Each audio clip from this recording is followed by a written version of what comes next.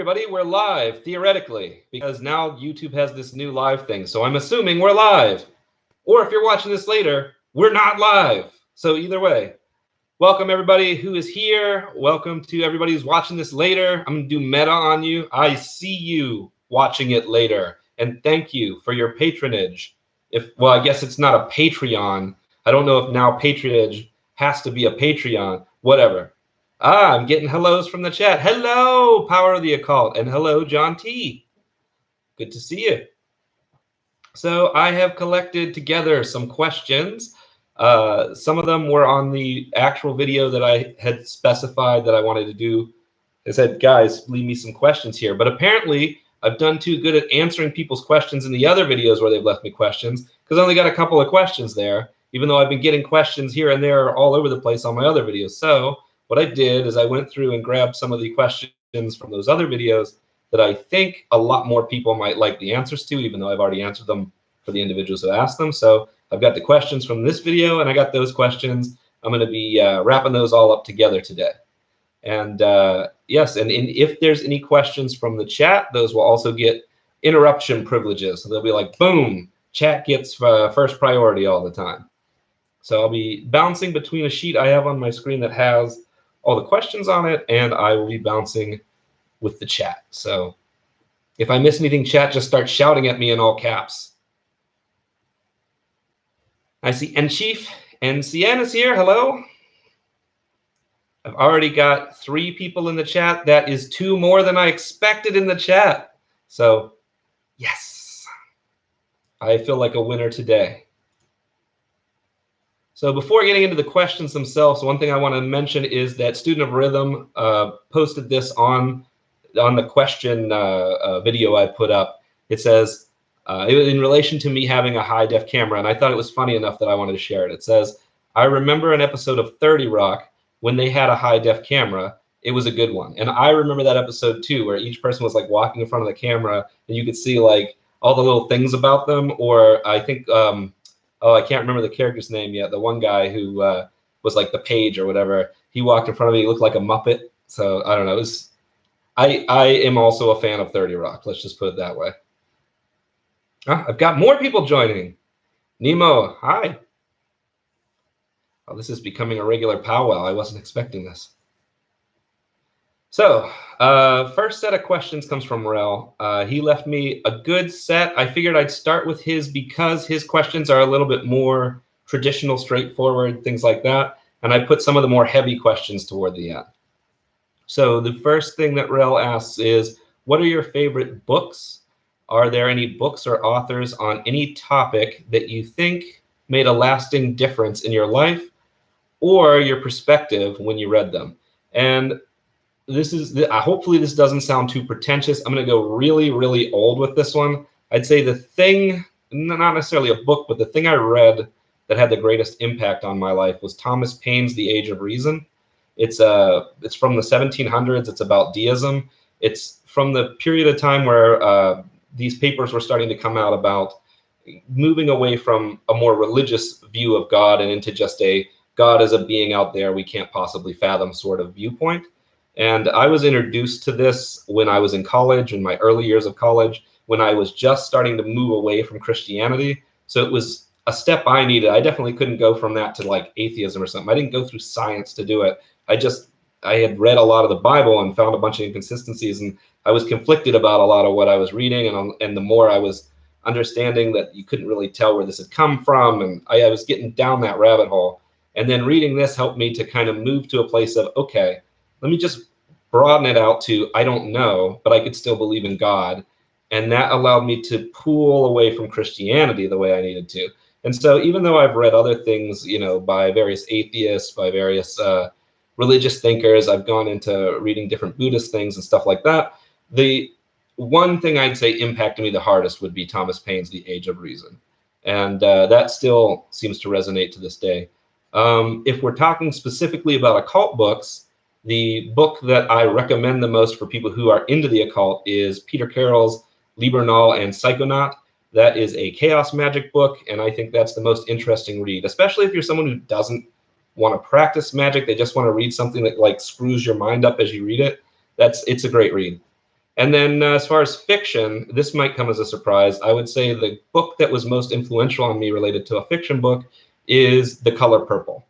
So The Color Purple is not exactly the type of normal fiction book that I go for, but when I read it, it really kind of gave me a different view of the things people went through in the past, the things that people go through with sexuality and things like that. And as someone who, when I was younger, okay, now this is getting a little bit more into the weeds. But when I was younger, I considered myself completely heterosexual, and I was actually very, what is the word, homophobic as a young child, as a teenager, things like that. And I eventually had to come to grips with the fact that the reason for this is because I'm actually pansexual. That transition hadn't happened yet when I read The Color Purple. I didn't even really put together till I just said The Color Purple right now that this probably was impactful on my later realizations about that sort of thing and coming to accept myself. But it didn't happen from reading that book. I definitely had many, many years of confusion before coming to the realization of the truth of my sexuality. But now that I think back, that's probably why that's my answer. I've got some chat going on here. I see. So back then in your occult channel, I remember you saying something about evocation, that there are things you don't want to fully share, teach because you feel responsible. Are these still a secret? I think that touches the basis of why I don't have any of that stuff from my channel up. I think what actually happened for me, there's a bunch of reasons I've talked about it on other videos, but what actually happened for me in part is when I went through this transition away from the occult, that feeling that you're describing, which I had specified before, where there were certain things I didn't share because I was worried about how it would affect other people if they used it and just haphazardly, that feeling kind of expanded to the entirety of what I had put on YouTube. And so I kind of shut everything down. There's a part of me now that feels like that was unnecessary, that there's, people are smart enough to discern for themselves. But then again, I've met some people who kind of aren't ready for it. And I feel like YouTube especially makes me worried because you never know what age group the person is that's listening to you. You don't know I mean, I know it's not my responsibility, but at the same time, I kind of feel responsible if someone listens to something that I put out there and then it causes them some major problem in their life.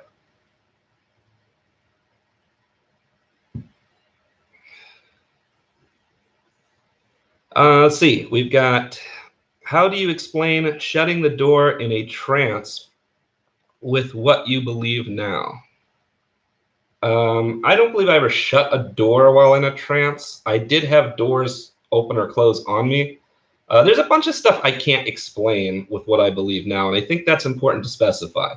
When I say, for example, I gotta move this so I can see. Okay. When I say that I am an existentialist, existentialism doesn't necessarily mean that I can't believe in supernatural things or whatever. It isn't the same as I guess people are more talking about how I now claim to be an atheist. But again, an atheist, I guess I should get a little technical here. When I say I'm an atheist, what I mean is that I don't see proof for a God specifically. Now, that doesn't mean there couldn't be, say, ghosts or things like that. That's not, to me, tied together. These two things are mutually exclusive. You don't have to have a ghost or a God for there to be like weird occurrences in the world, for there to be other entities in the world that we can't see. I'm not claiming those things exist either. I'm just saying that being an atheist doesn't get rid of my ability to still believe there could be supernatural things. Same thing with being an existentialist. Existentialism is more like a flatline base view of like, okay, I no longer assume that certain things in my own views of reality are how external reality works. And at the same time, I don't view that there is an innate, like a natural law governing everything. And so it becomes up to me to make my way through the world and figure out what it is that I need to do, what it is I'm responsible for, how it is I want to live, how it is I want to present myself to kind of be an example for other people to live, stuff like that. And some people may say that's not existentialism, that's just growing up. But you know, I think there's a lot of people who don't consider themselves existentialists who follow that as well. You can be an existentialist and be other stuff.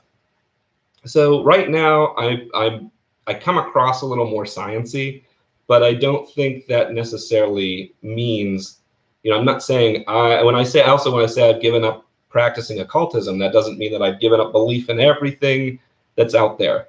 But I don't practice magic, I don't practice trance, things like that. So I maybe ranted a little bit instead of getting to the point. Hopefully I actually answered that question.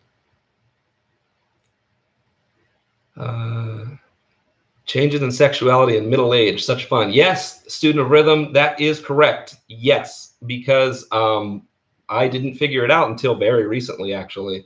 And those of you who followed my other channel, who remember me going through a whole process with the Morgan, where I was uncovering past memories, uncovering past parts of myself. Part of what I learned as a result of that was that I'm a pansexual. That was part of what was uncovered. I did not share that on the other channel because I was still just coming to that then. So that's how recently really coming to accept that has been. And that is not to say that that transition hasn't happened over time, because accepting other people's sexuality happened first. I slowly but surely started to see how much I was projecting, and that process took years. But somewhere in the last 3 years, it clicked, and then it was like, oh, okay. And I just had to understand that. Now, this has led me to a theory, by the way, because knowing me as a teenager and knowing me now, I can look back and say, okay, most of these people who claim that they think people who are, say, homosexual and can choose to be homosexual, I think those people are themselves either bi or pansexual and hiding it. Because if I have met plenty of people who are homosexual, and I have plenty of friends who are homosexual, and they aren't like me. They aren't equally interested in women and men. And I've met plenty of heterosexual guys who they're definitely heterosexual guys. And it's like, cool, gotcha. And I've met plenty of people like me who's interested in basically everybody. So I've come to realize that, well, my old views kind of matched that when I was young and stupid. But that's because I knew that I was ignoring that part of myself. You know, I was going, okay, there's this weird attraction, but I'm pushing it away because that's what you're supposed to do. So I assumed everybody was. And that's where you get that idea that, like, oh, it's a choice. Like, well, it's only a choice if you're actually bi or pansexual. So that's my view of it. I'm sure I'll piss some people off of that, but that's my view of it, at least now. Power of the occult, cracking me up. Let's see. Would you ever get a green screen? I have thought about it. So they have these green screens that you can kind of like pull down, just like one of those, like a projector screen. I've thought about it. I can just pull it down, do some stuff. The new camera I have is a Razor, and supposedly it can take the background out and do all that stuff. I haven't played with it enough to know. But it's supposedly, from what I've heard, that paired with the green screen, you can actually do some neat effects. So maybe I'm thinking about that. Let me find. I got too many drinks. I got like 3 drinks over here.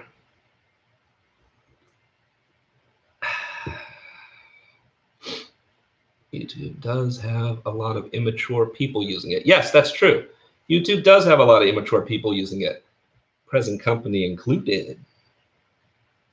I don't know if that joke will land at all. When you had your occult channel, did you get strange requests? Like, for example, I once had someone ask me to turn them into a mermaid. Yes, absolutely. Absolutely. I had a number of people, and this is when I say number of people, I mean more than one. I had a number of people ask me how to become a werewolf, just so you know. I don't, and the thing is, you absolutely can't tell who's trolling, because I'm sure one of those requests was somebody like, hey man, you're a wizard, why don't you turn me into a werewolf?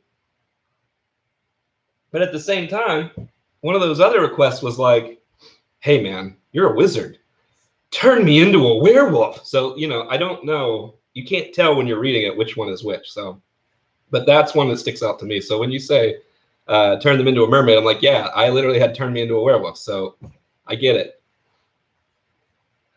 What's your point of view to your poltergeist experience now? That is in the category of I don't know what the hell that was. So I have a kind of list of things that if I go back and check them again, I go, yep, still don't know what the fuck those are. One of them is the poltergeist experience where, excuse me, I was walking, I was in one room of my house. I walked into another room. I came back and stuff had moved into different positions. And at the time, I attributed this to Tiamat. Now, the reason that I don't view this as related to Tiamat now is because as I've analyzed all of this more, I started to say I had no indication that Tiamat specifically caused this event. I was, at that time, heavily doing evocations of Tiamat. And then this event happened. And so I said, must be Tiamat. And that's where it went to like, Tiamat's real, blah, blah, blah. And I went out the sit. So where I've come now when I say like, I don't believe that anymore, it's not that I don't believe that the weird event happened. It's that I can see that I tied these two things together. I didn't have proof that they were related. So I don't have to say, well, Tiamat must be real because that was real. It's like these happened at the same time. Now, what was that? I don't know.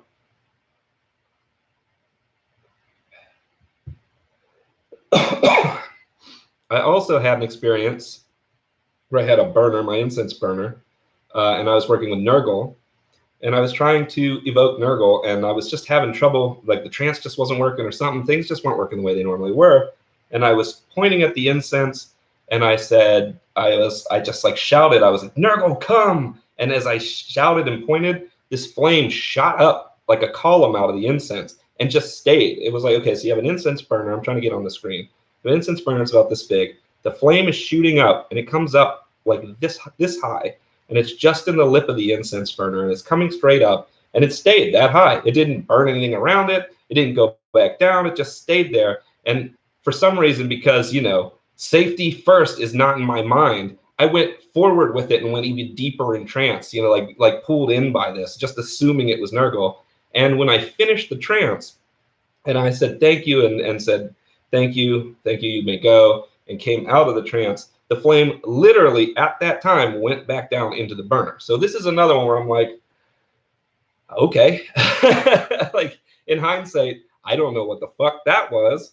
So when I say like, oh, I don't practice the occult, oh, I don't believe all of these entities are real, that doesn't mean that now I'm saying, no, all of that stuff was fake. No, it's just, I don't fucking know what that was, if that makes sense. None of that stuff directly relates to anything that I did when I'm talking to the spirits. The part that I think is fake now is where I would have these full-on conversations with the spirit. And fake is not correct either. I think I was talking to myself. I think I was talking to my subconscious.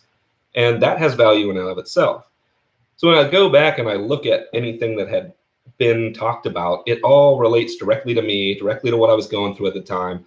No matter which entity or spirit I'm talking about, it all relates to the same kind of path that I was on the whole time. So it just seems, when you look at it very critically, like I'm just talking to myself and giving myself the answers that I didn't want to hear, but that I knew deep down. So that's what I believe was going on through that process. Even with the Morgan, I think the Morgan being a deity, which in my mind represented kind of sexuality and death and rebirth, I think that entity, using that as kind of like a picture of what I was talking to, helped me to uncover my own pansexuality, for example.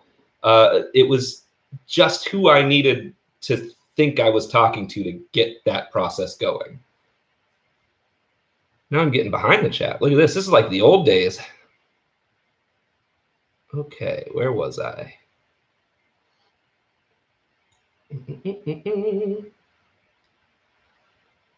Did you save the videos you made on the old channel, or did you say fuck it and delete everything? Oh, I have them all. I have them all. I have them numbered. I have them in folders. They're all easy to find. If you're like, oh, I want to see one of the original channels, not the newer, not when it became Grand Infinity, those are separated out. I got all of that stuff. In fact, I had a question I pulled. I'll go ahead and read it now. because I get this question a lot, and I specifically pulled this one because it makes me sound awesome. And it says, Joe, I'm sure you get this request all the time, and I'm even sure it's possible. I'm not even sure if it's possible at this point, but your channel, The Grand Infinity, was really, really helping me in my life. It was like a priceless archive of information that was better explained than any other source. I can find any other source I can find here on YouTube. Rather, if you believe it or not, now is irrelevant when it comes to its profound effect and value. Even if just for the scholarly purposes, could you, where is it? I beg and implore, could you release an archive of your videos somewhere? And I have thought about it because so let me discuss this here, and I might be getting roundabout because I still have questions in the chat. But one thing, and I'm interested in what everybody else thinks too, I would love to share these videos with people from this community, from the old community, from this community, the people who were subscribers, who commented, stuff like that. I would love to be like, hey guys, you still want to see that stuff? Here it is. You want to see, or anybody who's like, I just want to see who you were before. I'm watching your transition now, but I can't see what it is all these people are talking about when they talk about your old videos. Like, cool, go ahead and watch them. What I don't want is random person on YouTube finding one video out of context and going, I'm going to try that, without watching any of the rest of what happens in it, or without understanding that it's there just as kind of reference material. And again, I know that's not my responsibility, what other people do, but there's a lot of that bothers me. So what bothers me about it is the idea that, and it's especially true in YouTube, someone can just be like, I'm looking for how to do a servitor. The videos pop up from people you've never looked into. You don't know whether you can trust this person's point of view. You can watch a video on that and be like, cool, I'm trying this today. I literally have videos on there where I fuck around with some ideas that in a couple videos later, I'm like, that blew up. That was a bad way to do it. But if someone watches one and not the other, then they're just like, okay, fuck it, I'll do this. So it's not really about, I think I have some people who think it's about like an ego thing, that I don't want to be known as that guy or something. So no, I have no problem with that. I'm worried about people doing it because even though now I think most of the trance stuff is just getting in touch with your own subconscious, things like that, I think there's a lot of opportunity for you to fuck yourself up if you don't do it carefully. Now, someone who's like, I'm watching this as an archive and I'm making up my own mind for myself what I want to do, and I'm reading other sources and I'm doing, great, cool. You're doing the research, you're figuring it out, you're testing shit out. That's awesome. But there's just a lot of like, you know, I'm 16 years old, I want an imaginary friend that's real. I watched your servitor video and then I immediately started diving down the rabbit hole. And it's like, okay, I guess that's okay. I don't know. And I have no control over that. So one of the things that I've thought about is like finding some other way to release it where, you know, only a certain community, you like have to be part of a group or something. I just haven't figured out how to do that yet. And actually, let me look in the chat because I'm sure people are responding. And then I'll pop back up to the questions from before.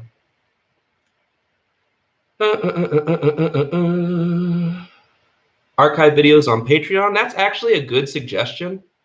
Student Rhythm says archive videos on Patreon. John T says don't release them for free. Lord Josh Allen says I still have our conversation we had on my channel. I think that one's fine. I think a lot of the conversations, I think that I don't feel like they're gonna cause any trouble. John T says just put up a disclaimer. Student Rhythm says, when I was in high school, some of my classmates had some kind of grimoire, and I begged them to let me see it. They consistently refused. It was the right thing for them to do. I was immature. Right. So Patreon is something I've thought about. I hesitate with Patreon because it has a paywall. But that said, that would keep people who are just randomly curious out. I could in theory do a Patreon for this channel and just say, you know, if you join the Patreon for this channel, it also has an archive of my old channel. And then anybody who wants that can just like blah, blah, blah. They're supporting the new channel. I mean, maybe that's definitely an opportunity. That's definitely a thing. because Patreon allows me to do private videos in YouTube and then have them be accessed by people who use the Patreon. So that's an option. I don't know. There's a part of me that doesn't want to make it pay, but I'm not sure that if I don't, I mean, it'll just be like $1. Like pay $1, pay $1 a month. Give me $12 for a year. Buy me lunch one time, basically. Maybe that's a good idea. Maybe I'm overthinking it. I'll definitely consider that. Patreon sounds good. Thank you. I support the Patreon idea, and it perfectly fits in with your worries about filtering people. Yeah. John T says, I'd pay $1. I'd pay $5. Now we're talking. Maybe I'll do that. Let me think about that a little bit. I mean, the only negative for me in that particular point of view is just the time it'll take to upload them. So it might be something where when I have a good section of time off from work, I can put the Patreon together with everything in it and then announce it on the channel or something like that. So let me think about that. Okay, let me go back up.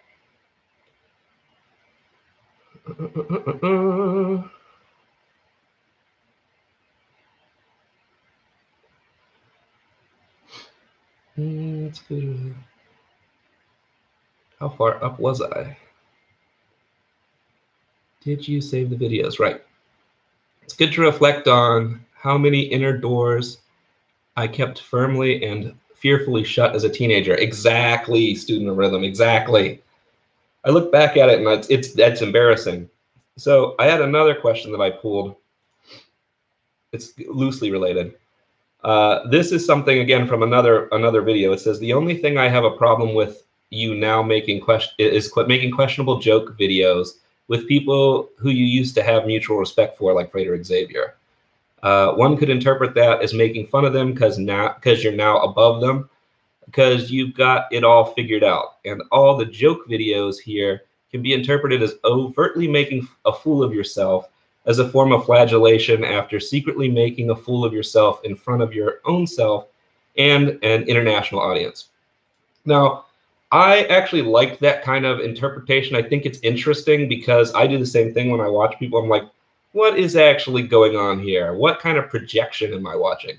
But I think in this case, that's not true. I don't believe that any of the funny videos that I made relating to the occult are specifically made to poke fun at those people. I mean, maybe other people think differently. I don't think they even are necessarily different than how I used to think about it. I think the only difference now from before is that now I don't have the belief that they can curse me, keeping me from worrying if I piss them off. So for example, I made a video about E.A. Koetting where I was making fun of how he has a salesy pitch. And to me, I've always been like, E.A. Koetting's an interesting guy. I'm interested in like what the fuck happens to him in life, but geez, man, like calm it down a little bit. So making that video was like this is funny. And I would have made that on my old channel if I was more confident back then. Frederick Xavier, the video I made about him, if you notice, I really didn't rip into anything he believes in. I just made fun of how much he brings up polarity and how much he brings up pop culture stuff, which I think is cool, but at the same time, it's funny. Like, basically, each time it was what I find funny about these people. Alex Jones, well, I always made fun of him. And then, what's his name? Geez, it's not coming to me right now.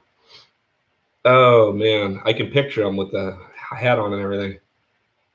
The other guy I made fun of. Shoot, him specifically, he always did bother me. Maybe I'll come up with it. Passio, Mark Passio. Yeah.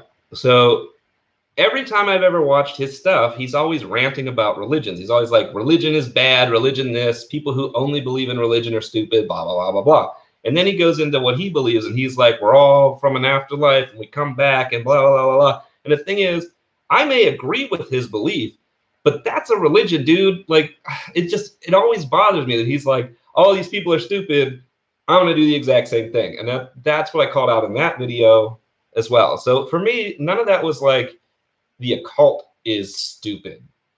It was just, these are the things that irritate me about these people. And now that I'm kind of like, fuck it, I'm I'm using language on YouTube now. I don't give a shit. Like a lot of this has become more like whatever I want to say and want to do, I'm going to do. Whereas the old channel was a little more held back. And so I don't think it's really any different than stuff I would have said on the old channel. It's just that now it's, it's out there. And that's my view of that. Now, what does that have to do with high school and pansexuality and stuff like that? Well, when I look at how I acted in high school, I do feel embarrassed the way that this person is talking about, which is why I can see the difference. I absolutely am cringed out beyond belief at how I used to act way back then, because that is it's just horrible.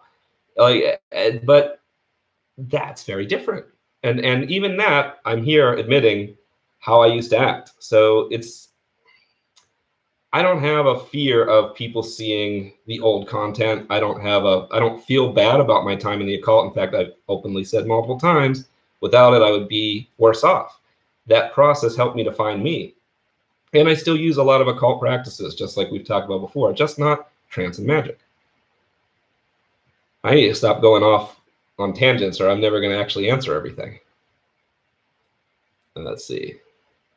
A more explicit question about evocation. When you started getting the mental image of the entities, how many occasions and with what frequency did it take to turn them into real images? I think that has more to do with how deep you are in the trance state. And I don't know how badly you want it, but that's because now I'm viewing it as a different thing than I would have back then. I would have given different advice back then. I think that we go through these periods whenever, this is trying to remember back to when I was doing it. I think there's periods where you almost can't get anything to show up. It's almost like you've grounded yourself enough that you're not having anything show up for you. And that's actually a good time, but for some reason it makes you worry because we have this belief in the occult that these things are supposed to be happening. And then you kind of like pressure yourself until it happens again. I almost feel like you're kind of like making yourself a little crazy until you see it. And that's one of the reasons I don't practice that particular practice anymore. Multiple drinks for the win. Last night I had wassail and hot chocolate. Good times. Yep. Harley called. I remember a lot of such requests on live streams from him. Yeah, I had weird stuff. Weird stuff came in. It's always fun though.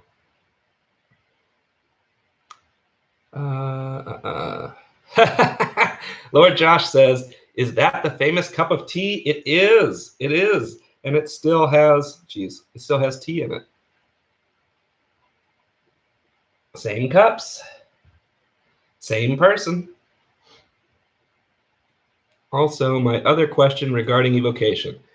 Did channeling acting as an entity have an effect on the visual, audible effect of sensing them for you, or it's just a different methodology completely?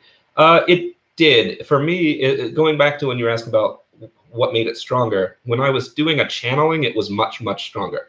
But again, I now view that as I'm trying to speak to my own inner subconscious, which makes sense when you think about it. Is I'm allowing myself to answer the questions myself, then this subconscious and conscious are just having a conversation. It kind of like opens that gateway.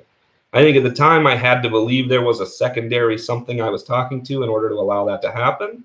But now I believe that's what was going on. Now, of course, I could be wrong.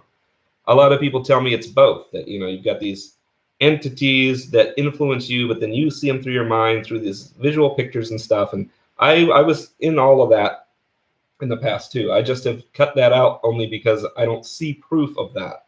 It doesn't mean it's not right. I just don't see proof of it.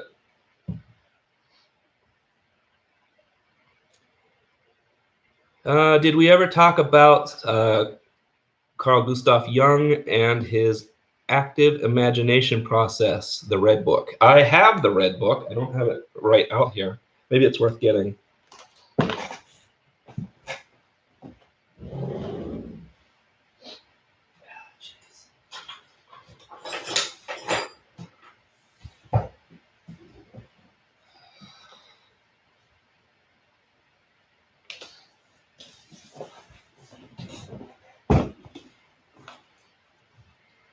Now that's a big book. It's one of the, I would say, when we were talking about stories before, even though I wouldn't necessarily call it an influential story, I'd say it's probably one of the books I'm most proud of owning. It's just the Red Book. I have not read it all. I wish I could tell you I had, because it's interesting as all hell. I mean, it's basically Carl Jung going through the whole alchemy process, basically doing occult practice, which shows you where he got a lot of his ideas. And I'm a big fan of Carl Jung and his ideas about shadow and anima and stuff like that. I think a lot of that relates to how I view a lot of what was going on in the occult now. But again, this is just where I'm at now. Archive videos on Patreon, right. So I got back to where we were talking about Patreon.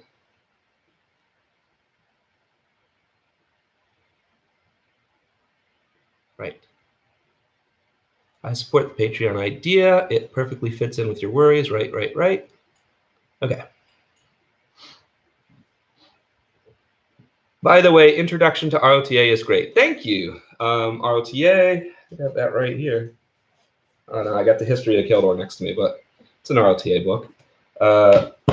My book, my role-playing game, these are things I've been working on for a long time. Basically, since high school, I think. It's the world that me and my friends played in. It's the type of characters we played in. It's the history of these characters. It was a very passion project-oriented thing. It's one of those things where even if no one buys it, just having it, having the lore and the core rule book as physical, tangible things someone can buy is just amazing to me. It's a lot. It's a lot of fun, and I wouldn't have actually been able to finish that if I had still been on YouTube, because when I left YouTube and I was basically like floundering in the what the fuck do I believe right now pool that we all go through if you go through processes like this. What I was able to just focus on and work on to keep my mind off of this, like, was the finally finishing those projects. And that's why they're out now.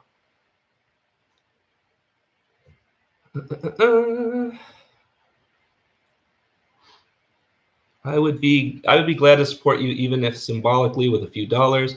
You helped me a lot back in the day. I want to give back a little bit. Thank you. That means a lot to me. It means more to me that I actually made a difference than that any monetary thing would mean. I've had a few people come to me when I restarted this and say, you know, even though you don't believe anymore, I just want to let you know that you helped me through a tough time. And I'm like, man, that's awesome. Because when I left, I definitely felt like I had been getting all of the negative feedback from people at that time. I felt like, okay, everything I'm doing here is causing, like, I had a few people that actually had ended up in basically mental institutions as a result of trying some of the stuff I had done, which is a big part of why I shut everything down. They came to me after having been gone for months at a mental institution and said, hey, motherfucker, this is what happened to me. And that's a big part of what kind of caused this colliding worry and yank down of all the materials. So it's helpful to me now to go, okay, maybe I way overreacted to a couple of negative experiences when there's a bunch of positive experiences. But at the time, it just felt like I gotta take this thing down. One question: what was the inspiration for the video "Life Gives Lessons, Not Tests"? What video was that? Life gives lessons, not tests. I mean, I remember having that sentiment, and I still kind of view it that way, but I can't remember the specific video, and I can't remember why.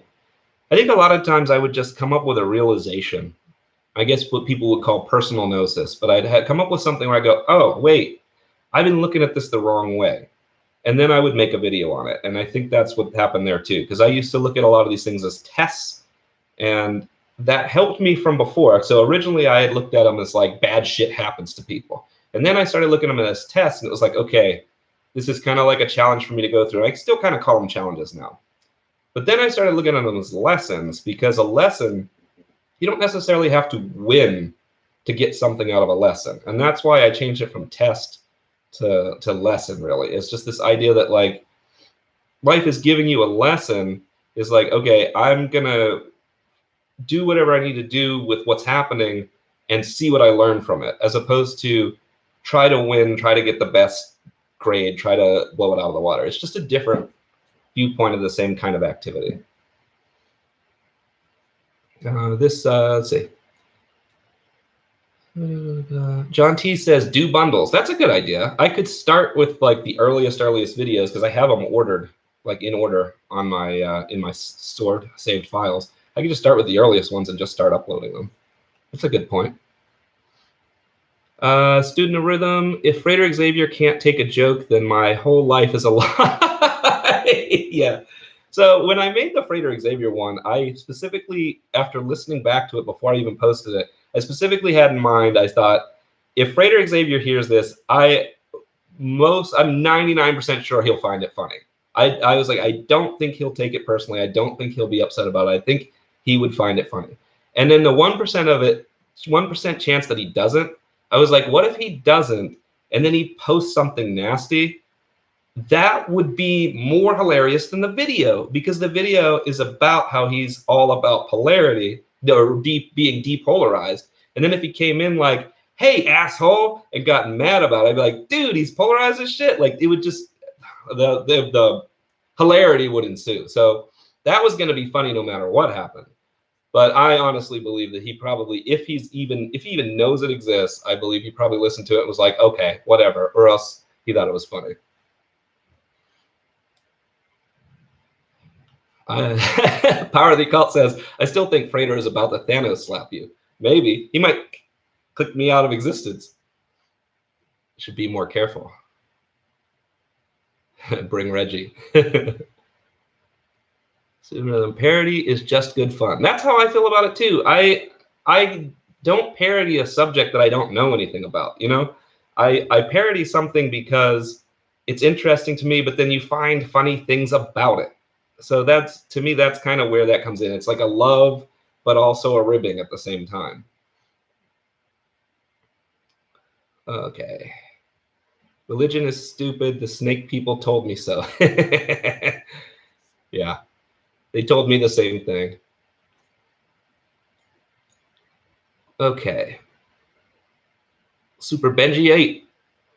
When you were in a trance, do you think you could move energy? I understand self-hypnosis, but weren't you shifting energy in trance like a form of transcendental Reiki, or you don't believe in energy? So I did definitely believe in it at the time. So you do a lot of practices where you do breathing exercises, you visualize energy, you can feel it moving through you. You can absolutely feel movement when you do this.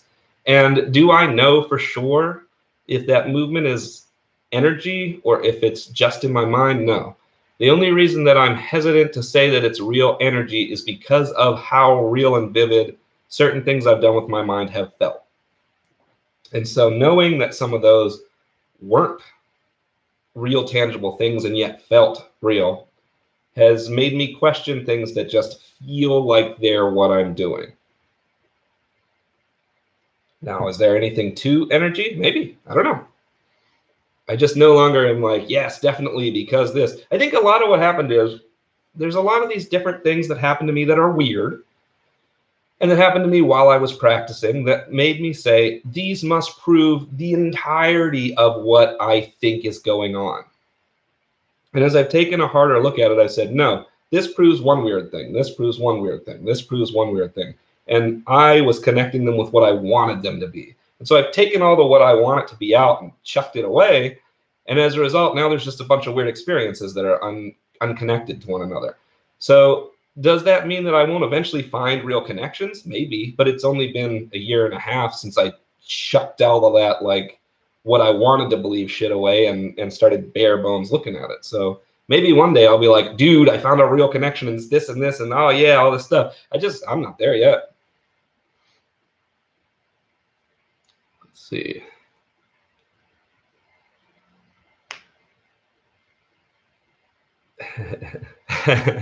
Yeah. Back to, I've caught up to where we were talking about Carl Jung. He basically got all of his ideas from the occult process. Yeah, that's right. A lot of his stuff is ancient, not ancient, but old school alchemy, like the soul-based psychological alchemy. And I love it. I still love that stuff. Are you trying to explore any new ways to promote your game that you created? How are your sales doing? I'm not really. I mean, that's on me. I'm not really good at promoting myself. You might notice, like, I have a channel out now. It has 130 something subscribers. All those subscribers are great, and I'm really happy with them. And I'm kind of happy just like it's small. It's a small community. It's fun. Maybe great to make it bigger, but I'm not in any rush to do it, and that maybe has something to do with my own personality. And I kind of feel the same way about my game. Like, I would love to be like, oh, cool, I sold the game and blah, blah, blah. I don't feel like going to conventions and playing a bunch of demos, and I just don't feel like doing that. I feel like having individual, kind of more close-knit reactions with people being like, this is what the game's about, and like having like a few people see it, be a part of it. I don't know.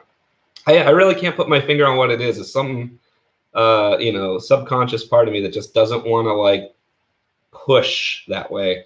And I don't necessarily think that it's because I wouldn't like it to do that, but it's some part of myself, maybe a blocker or something I should think about.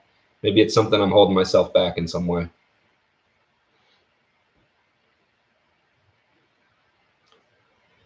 About making yourself crazy. Once I went extreme about an evocation and for hours tried being crazy and ended up with my own eyes seeing a shadow figure walking around behind my curtain. Exactly. Exactly. I've had enough experiences while I was in the occult where having visual hallucinations and stuff happened from putting in the time and energy and effort to trying to make it happen. And that's why I was like, okay, is that real? That doesn't seem real when you really think about it. That's me pushing myself to the point where the mind bends and you start to see other shit. Now that's cool. Don't get me wrong. It's a cool experience, and that's the type of stuff that I worry causes some people who go way down it to end up in, say, an institution or something like that.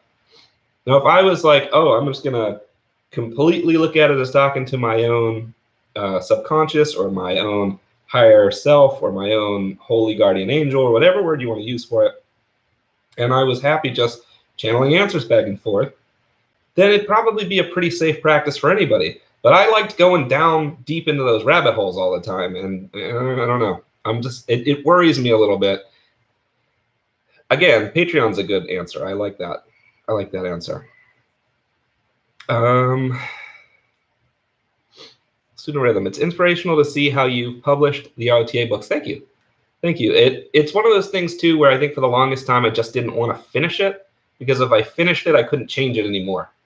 And so finally I was like, all right, I'm not doing YouTube right now. All the time that I was spending on that, I can spend on this. Let's publish this. And once I had that view of like, let's make everything final. Let's go to the editors. Let's get all the images. Let's put it into a book. Like, once I got to that point and made that decision to do it, then that just flowed. That just worked. But up until then, it was a nebulous, one day this thing will be out there. And for some reason, I enjoyed sitting in that little warm, fuzzy. And I finally was like, okay, we're doing this now. And I think that helped me also in my personality. I think that's part of what now I'm like, okay, I'm back on YouTube again, because a friend of mine was telling me, hey, man, why don't you make some funny videos? I like the old Psycho Pop Sorcerer videos. And I was like, yeah, I don't know. People aren't going to really like it. And he was like, who gives a shit if people like it? And instead of being like pulling back like I used to do, I was like, you know what? Who gives a shit if people like it? And I went through and just decided to do it. And here it is. Here we are having a conversation. Have you seen the movie called The Dark Song? It's the closest to real occult I've ever seen in movies. No, I have not, but I'm writing it down. Hopefully, next time we talk, I will have seen it. Okay. Life gives lessons, not tests was a good one. Thank you. Even though I don't remember the video, I'm sure I was excellent in it. All publicity is good publicity. No news is good news.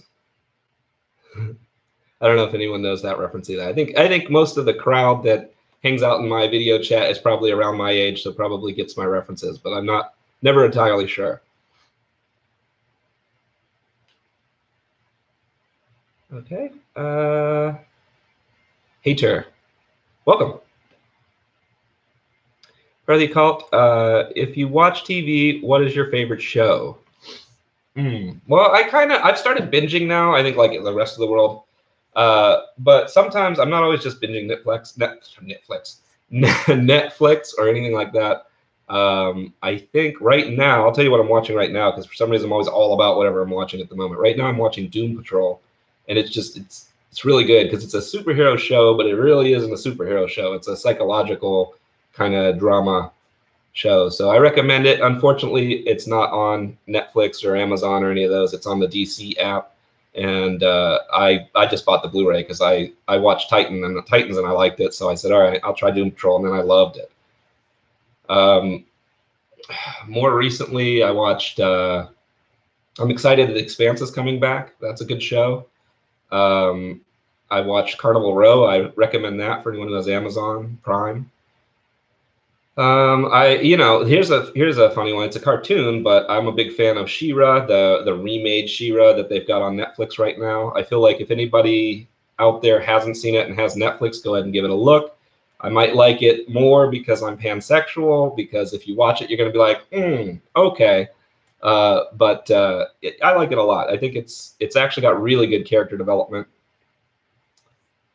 And that reminds me, I never finished my original question I started on, which started with my favorite books, but also asked, what's my favorite movie or movie franchise?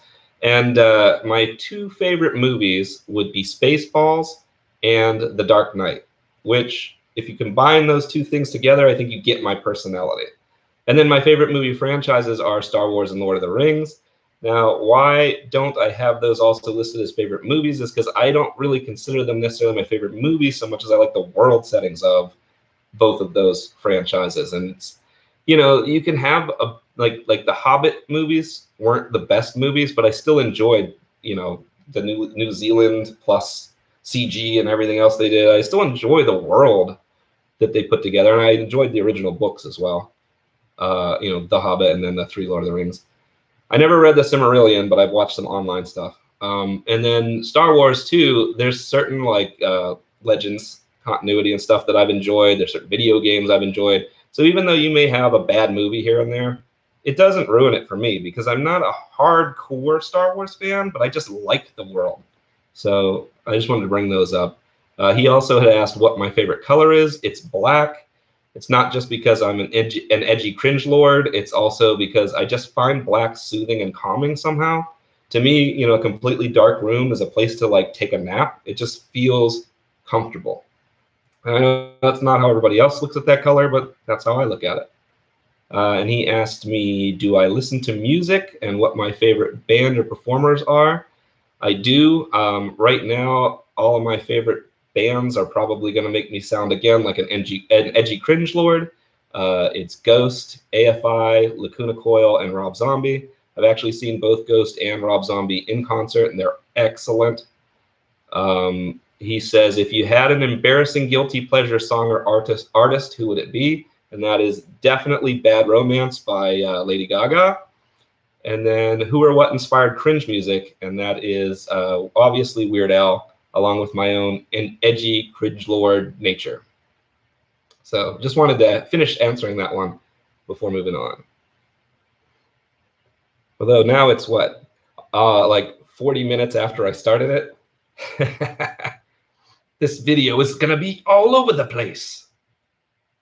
It's excellent.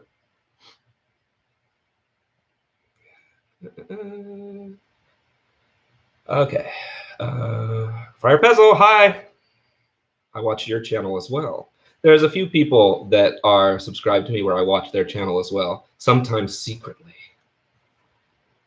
I'm just glad you're back. Do you own the publishing company for ROTA? Yes. So me, a friend of mine named Jeremy Gaudreau, and another friend of mine named Cisco Arnold are the three owners of Immortal House, which is the publishing company for Realms of the Ancients. So yes, we do own it. It's all done through DriveThruRPG, so they're self-publishing. So it's just completely self-published. We don't share anything with a real publisher. We didn't want to go that route.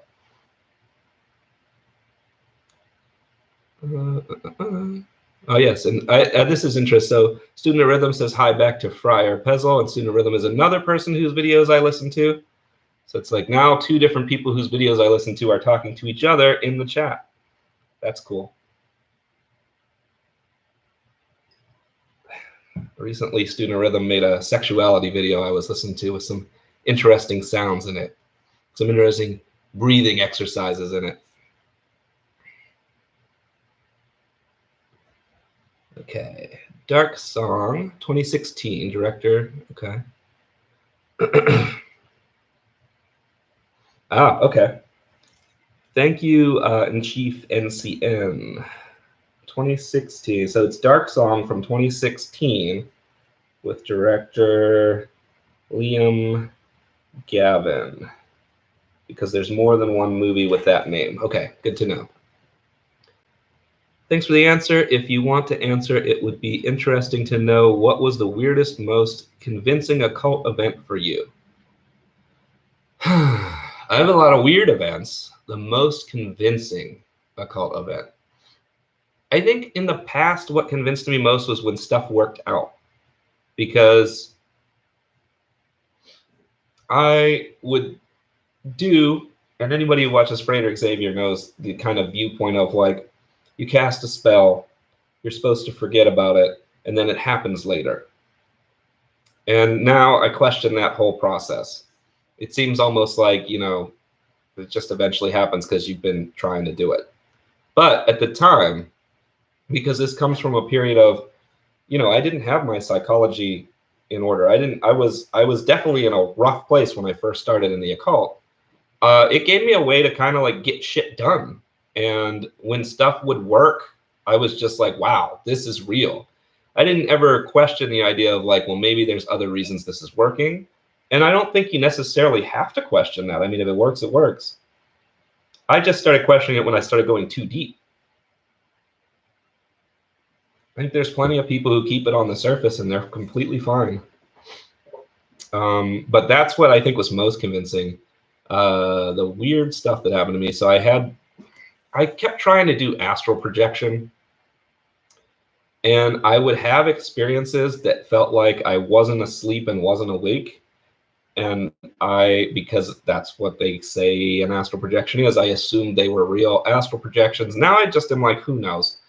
But I saw a place that was like, it was supposed to be the underworld, and it looked like an Escher painting with all the stairs and shit going in all these different directions and shit. I'd say that is, even though that was like could have just been a dream moment, that was freaky as shit. So that was another one of those like, oh my god, I'm doing it type of moments. But like the ones that I look at now is like, these are weird, actually happened things that people could have seen with their own eyes, like the flame shooting out, the flame column shooting out, like the room having stuff moved around. Like there was a period of time after I was doing my first few evocations where my dog was barking at this corner back here constantly for no apparent reason. Stuff like that is interesting to me now. Is like, okay, I still don't know what that was. And now that would be like the more convincing stuff, but that wasn't what was convincing to me at the time. That just was like, oh, of course, the dog is barking at the evoked spirit. Well, okay, I didn't really think about that too logically to make sure that was the case. Now I can never know. I can't go back and test it. I'm still open to the possibility there's more than what conventional science has to say, for sure. Especially with the stuff going on in quantum physics right now. Some of that stuff is just like, it's almost as mind-blowing as the occult. Just like, okay, so you're telling me that now they have a test, because everybody's heard about the slit experiment. We have the test where if someone's observing it, it looks one way. If someone's not observing it, it looks another way. Well, they just did a new test that came out where they have someone observing the observer and someone not observing the observer, and the test comes out different when they do that shit too. I'm just like, okay, awesome. Maybe the universe is nothing but perspectives. Who knows?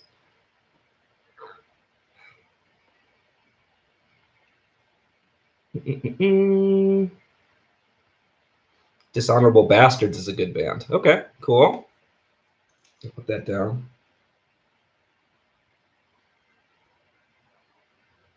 Bastards. I'm always looking for more music.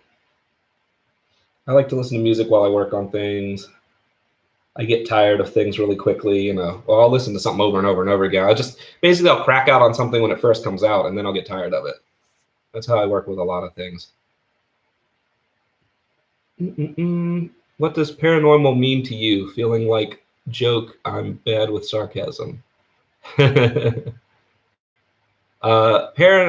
what does pansexual mean to you? Okay, I read that wrong. What does pansexual mean to you? Okay, so that's an interesting question in and of itself, because that's something that I might say this and then I don't really explain it. So there's all these pronouns now and everything else, you know, people trying to define themselves. I don't really worry so much about it. I just use it here to explain, kind of overview express what I'm talking about. But for example, some people would say there's no difference between bisexual and pansexual. And some people claim there is a difference. So for the people who claim there is a difference, I am using the term pansexual to further explain within that framework.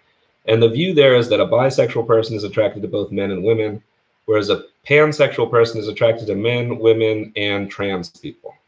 So that's kind of the gist of it.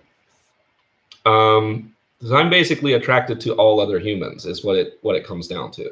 That's why I consider it pansexual. And if there were aliens who looked humanoid, I would probably be attracted to them as well. So that's basically what I'm meaning by pansexual. However, I'm talking strictly about the attraction, the way my genetic makeup or my psychology and everything, the way all of that is built. This is not talking about experience, because I'm married to a woman, and I've never had sex with a man. So I can't say like I'm pansexual in the sense of like I've done this, that, and the other. But in my view of it, I'm still pansexual. I'm still attracted to both men and women, whether or not I've ever acted on it. So the way I'm using it is based purely around attraction.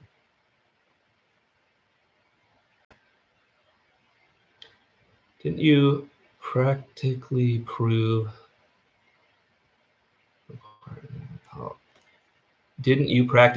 psychological part in a cult? So I did spend a lot of time in my early YouTube days diving heavily into proving a psychological model of the occult. And then I got veered off of it by these weird things that were happening, plus their timing occurring at the same time as I was working with these entities. So now that I say, okay, I think that's just the timing is something I could ignore, you could go back to saying that I'm pretty much back to the psychological model. But I feel like part of why I was seeing entities and things is because I kept diving into trance and kind of forcing that connection. And so I'm trying to avoid that now. I feel like that was an unhealthy aspect of life, was pulling me away from time I would have been spending with my family, things like that. And it wasn't really giving me, I mean, it did give me some things in that if you look at it as I was talking to my subconscious, I did learn a ton about myself and it helped me. But I have other ways now to communicate in that way, to just like take time meditating about something and see what I think. And I don't have to do all of that now in order to get that response. So I don't see a value in doing it anymore, only because I can get the same value elsewhere. Let's see. Now, that doesn't mean that for everybody that's true. And it also doesn't mean that there isn't entities out there. I don't know.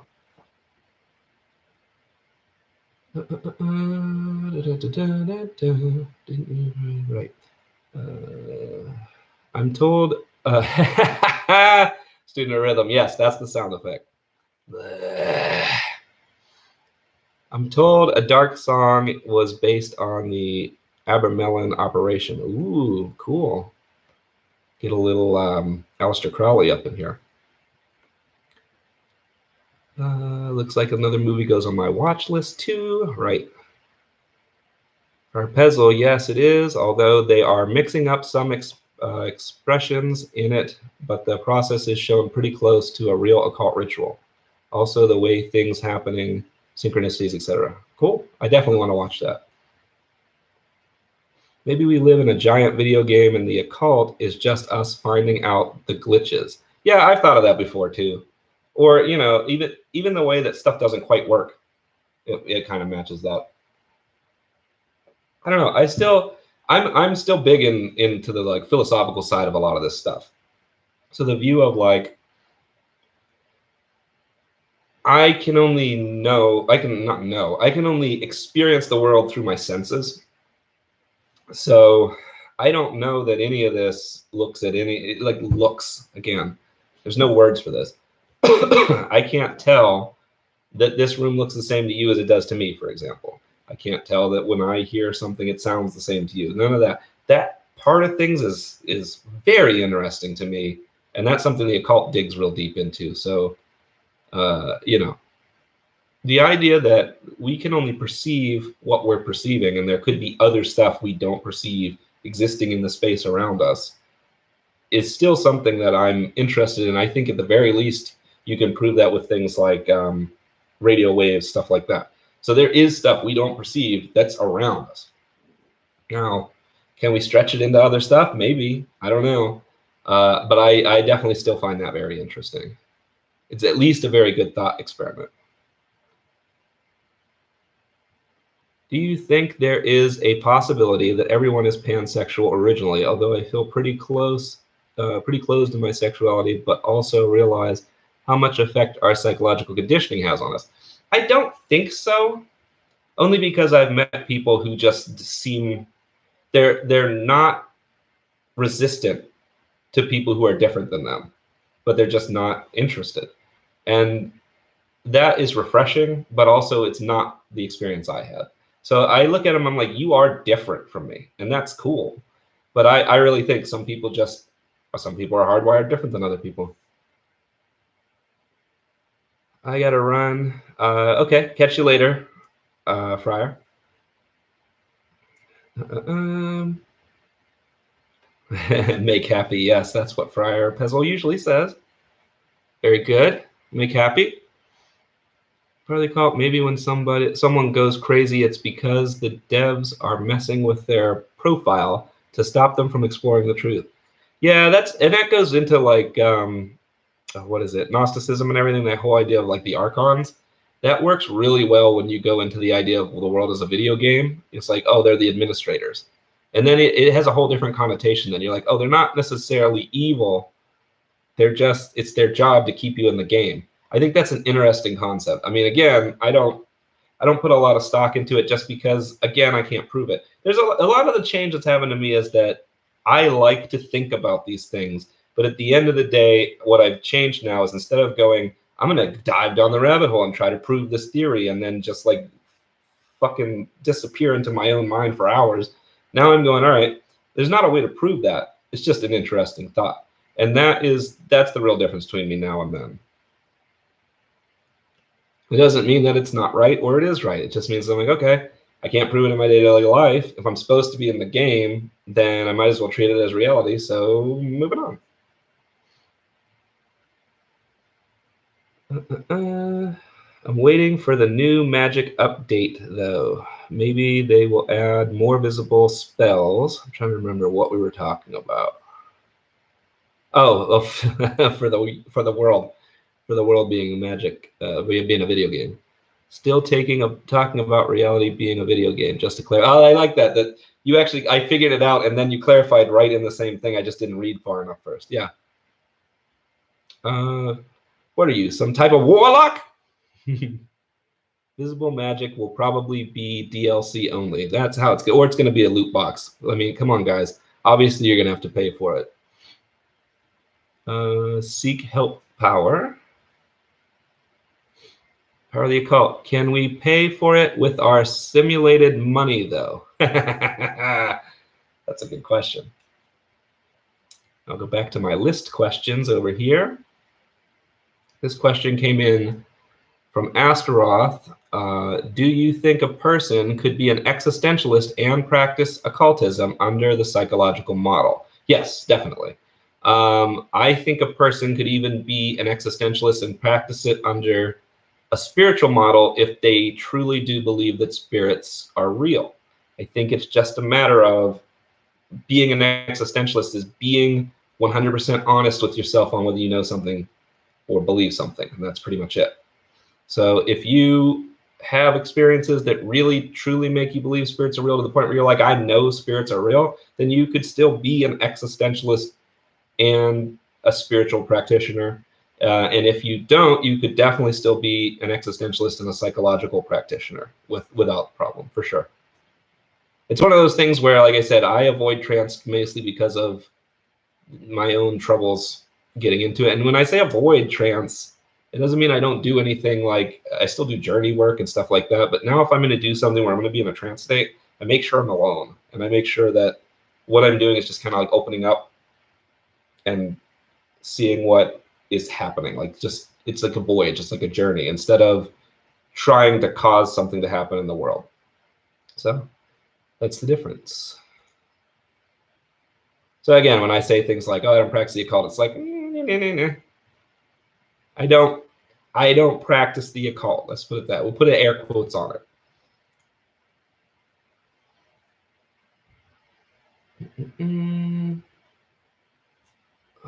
So another question I had is, do you feel that your experiences with the Morgan were all psychological? And I think I covered that one a little bit earlier. So yeah, I do. And I think that it directly had to do with what I had to do to better know myself at the time. So again, one thing I probably said this a million times, but one thing I want to emphasize is that for me, going through these practices and doing them the way I did helped me to become more of who I am. And even though now I don't use all of them, I don't use all of them because I no longer see them as helpful to further become more of who I am. So they just don't seem necessary anymore, but they were necessary for me then. So maybe I'll need them again one day and then I'll find my way back to them, or maybe I won't.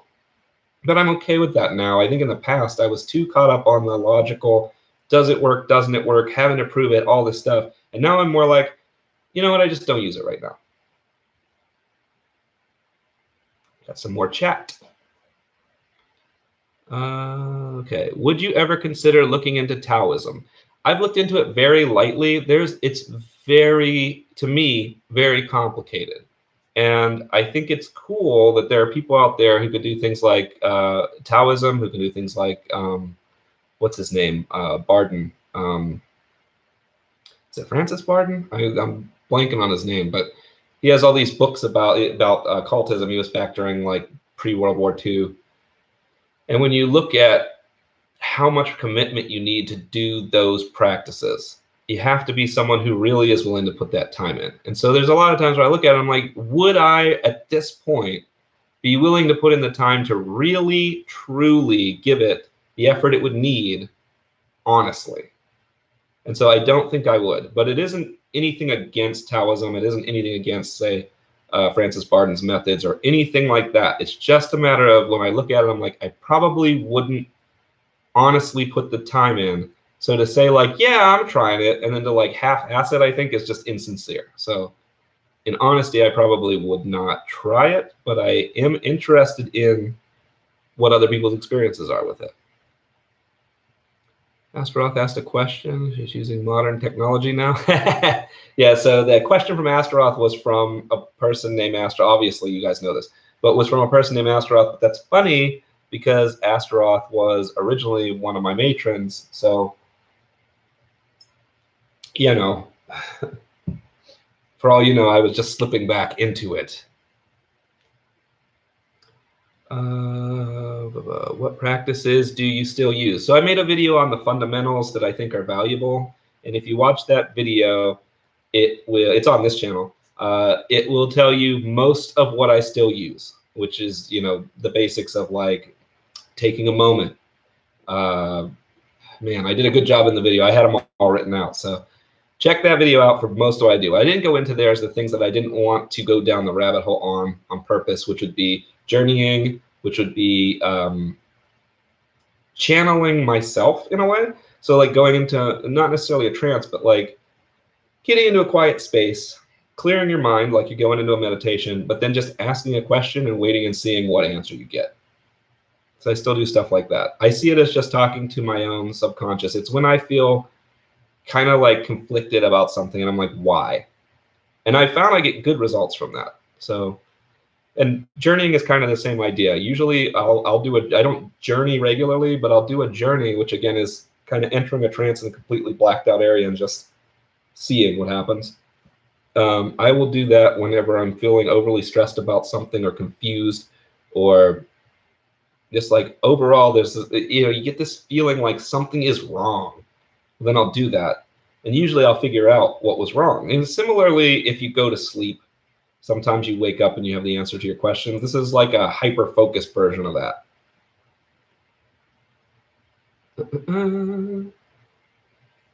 The Tao Te Ching is lovely. This was great. Hopefully you won't stop doing these. It is past midnight at this part of the world and have to get some shut-eye random question. Have you ever played Master of Terrace, guys? Yes, that's that. I think, if I'm remembering correctly, that's that Star Wars game that's like a fighting game. Yeah. I don't think what is the saying? If you don't have anything good to say about something, don't say anything at all. If not, what is the best fighting game you have ever played? Okay. Let's see. I'm a big, well, I would say, and I haven't played it in a while, and I couldn't tell you which version of this game because they keep adding letters to the end of it. But there's a series called Guilty Gear. I think that's my favorite fighting series. And I couldn't tell you which one was better, whether it was like Xrd or whatever, or they kept adding letters at the end. But I played it way back when it was just Guilty Gear, like the first one. I'd say that's probably my favorite one, probably followed by Soul Calibur. I like the games where you have weapons in a fighting game. Do you have thoughts sometimes about maybe entities are really real? They just want you to go through this stage for you to have stronger basis for your beliefs. Absolutely, I do have that thought. Again, something that I'm not necessarily sharing on videos for just anybody to see, because I feel like there's just gonna be people coming out of the woodwork at me if I say that out loud. But on a video like this, where we're an hour in, sure, I'll admit that. Yeah, there are times where I think, okay, I was not grounded enough. And that's basically what you're seeing me come to the realization of between then and now, is that like I needed to take the step back because I needed to become grounded. I needed to be like, okay, I'm a regular ass person, and I needed that, whether Magic and Occult is real or not, I needed that. So I do have the thought sometimes that like, even if there are entities and they've been testing me or whatever, or doing all this shit all along, that this would still be the next step if that was the case, because they're basically like, hey, dude, get your shit together, like get a basis, which is what I think existentialism is. And then, if they start showing up to me again, then that's a whole other story. But I'm not avidly seeking that at the moment, and maybe that's just the way things are supposed to be, or maybe there is no supposed to be. But I'm actually okay with either of those options. Power of the Occult. Also, I'm gonna need you to stop getting subs. You almost have more than me. No way. Come on. I don't have more than you. Plus, maybe we'll make like a deal where for every sub I get, I give you a sub or something like that. I guess I don't have any way to do that. Maybe we'll start doing mentions or something. Maybe we'll all build each other's sub count. No way. I'm not going to get more subs. If I did, that'd be cool. I mean, for me. So, Rhythm, after all, if you aren't careful with what you talk about, you get all the people coming to you asking for you to turn them into werewolves. Exactly. Right. That's the problem. It's one of those things where the community is great and the community is bad, depending on which people in the community you're talking to. And I don't mean that there's like a good sort and a bad sort. I just mean that, yeah, I hate using things like the words toxic and whatever, but there's certain people within the occult community who kind of want to play the I'm superior game and tell other people what they're doing and all this stuff. And then there's also people in the trying to like get whatever it is they really want that's impossible to get, like become a werewolf. They're like, I have a fantasy to be a fucking werewolf. You tell me if that's possible. If it's not, I'm out. It's like, dude, that's not what this is about. And those two groups of people show up and they fuck with everything. And then the other people in the community are all awesome. And so you've got this, like, I'd say 60 to 70% of the community that's great. And then this like 40%, 30% that just like come in there fucking around, and trolls are in there too.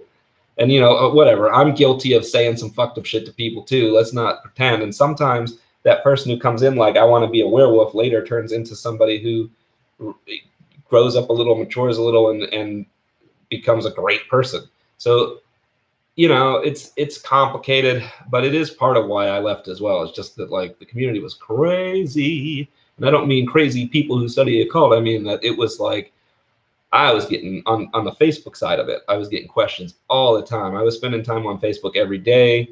I was probably spending 2 to 5 hours on Facebook every day answering questions in private chats. And so when I say like it took me away from my family, it wasn't just the practices did. Like there was a lot too. When I thought that I was a grand teacher being told by these entities what to teach the world, I felt responsible to actually answer all of these things. Now I could just be like, you know what, if I have time, I answer a question. And that it's much more relieving. And because I'm not a teacher, I'm just a guy. And that works for me. I never had anyone to talk about philosophy, mysticism, psychology, and all these unusual topics. I feel like I'm hanging out with friends. Could stay here all day. Awesome. Yeah. And sometimes I do the same thing. Like JD Temple has videos and he'll do live streams like this all the time. And I'll jump into his live stream just to read the chat for half of the part. I mean, I love JD, don't get me wrong, but his chat is awesome too. It's full of a lot of great people. And once in a while I get on the Count Jacula chat, his slut pit, as he calls it. I'll be in that chat. So I enjoy lurking in the chat myself. So definitely understand. All right, did I have any more questions on the list of questions? I think I have 2 I didn't cover. Okay, this one says, I find it really surprising that you consider yourself an atheist, even in a transitional moment, as a matter of perspective. I am not an occultist, but there have definitely been mysteries in my life that cannot be explained by mere psychology or coincidence, which I agree with. I have a sense that you may have had the same type of experiences. And yeah, we've already talked about them on this stream. From my perspective, these mysteries are very real. As a result of these type of experiences, the mere possibility of God, God's karma, source, etc., cannot be denied. I personally don't even think it's possible for me to be agnostic.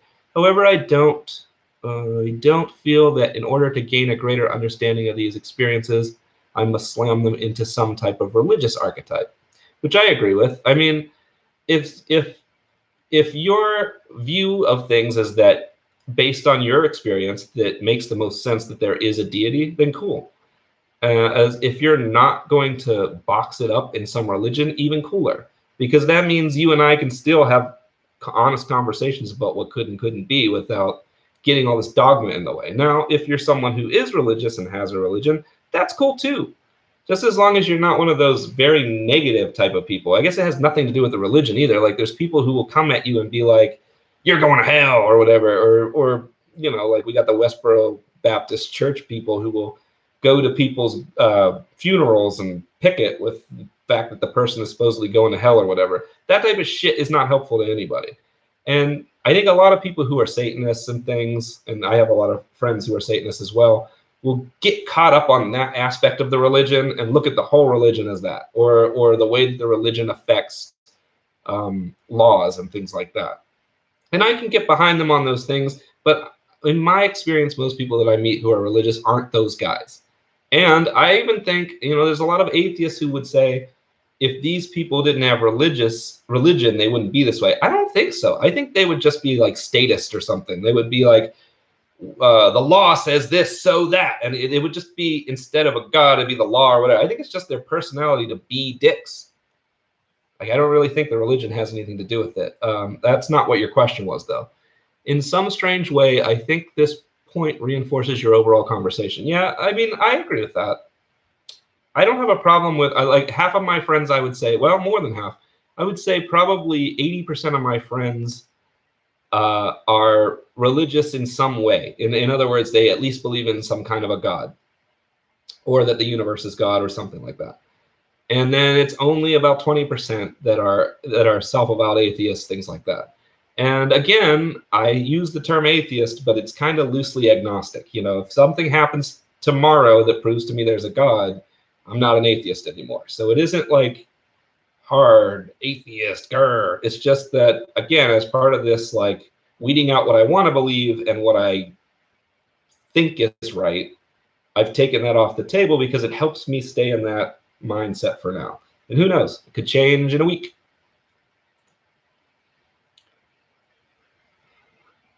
Okay, we got more chat. Where did I leave off?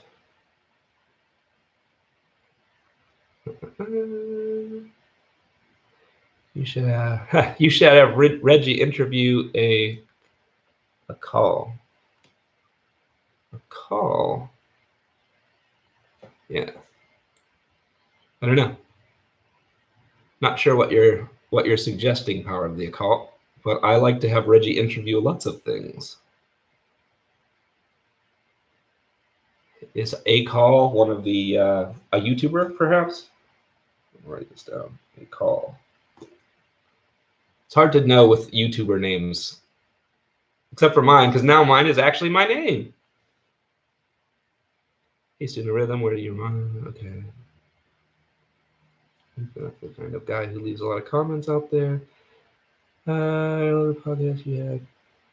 Oh, I really love the podcast you had with Angel and a serial crabbot. That's interesting. I'm gonna come back to that. Their channels vanished kind of the same time as yours, I think. Do you keep contact with them? If it's too personal, ignore this. It's not too personal. So I just talked to a serial crabbot 2 weeks ago, I think. Was it? Maybe it was 3 weeks ago. He now is posting on Facebook. He does kind of like live chats on Facebook. And he's talking about bringing his channel back. And one of the things I said, even though now I'm where I stand on this and he's still definitely heavily into the occult, I said, hey, man, if you want to do an interview or just, like a conversation between the two of us on either his channel or my channel, I'm definitely down for it. And he seemed interested in it. So look for that in the future, either on my channel or when he comes back. I think it'd be interesting to have just kind of a sit down talk about past occult experiences and things with him. And yeah, we're friends. And then Angel has actually, I mean, it's not my place to tell his business, but let's just say that his life has turned very good. It's gone very well for him, and he's busy now with other things in life. I don't know if he still practices. I assume he does, but I know what's happened in his life. All good stuff, not bad stuff. Dude, he's busy. I mean, I invited him to this to come in the chat, but he was like, I'll make it if I can, man. So we still keep up. I'll pick. You like what and she said. Glad to meet you too. Call for an uprising.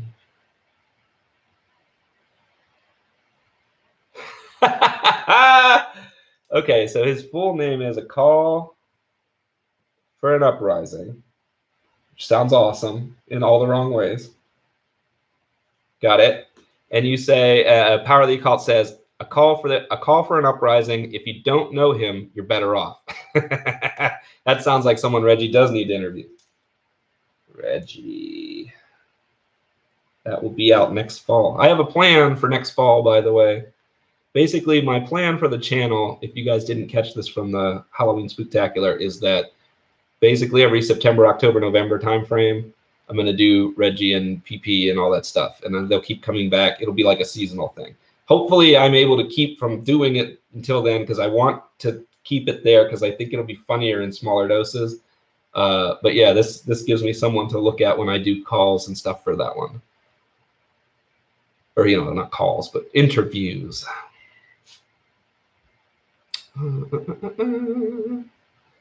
I would love to see that. Wow, I would love to see that interview. Awesome. I'm glad to hear that about Angel. Yeah, he's doing great. He's probably the happiest I've ever seen him.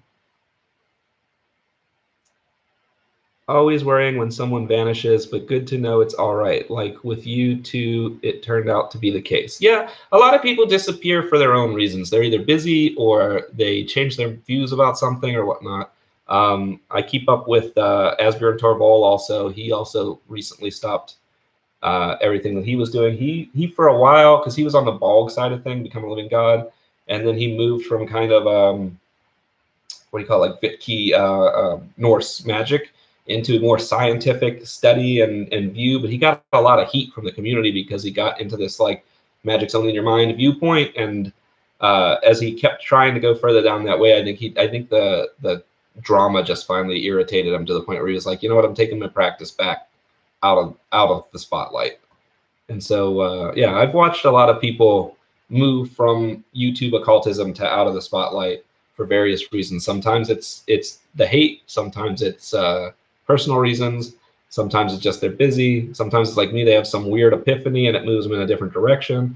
I'm going to be more careful with this channel. I don't want to put up anything that I think will be, I don't want to say influential. Obviously, I'm going to be influential. You can't say anything without being influential, but I'm not going to do anything that's like dangerous. I might point people in directions, but I'm going to try to be less. Although, you know, if I do a Patreon, I could do Patreon only videos as well, where I could talk about whatever the fuck I feel like without worrying about that. I'm mostly doing that anyway, but I don't know. That's something to think about for sure. This stream may need to be renamed the birth of the Patreon idea. I don't know.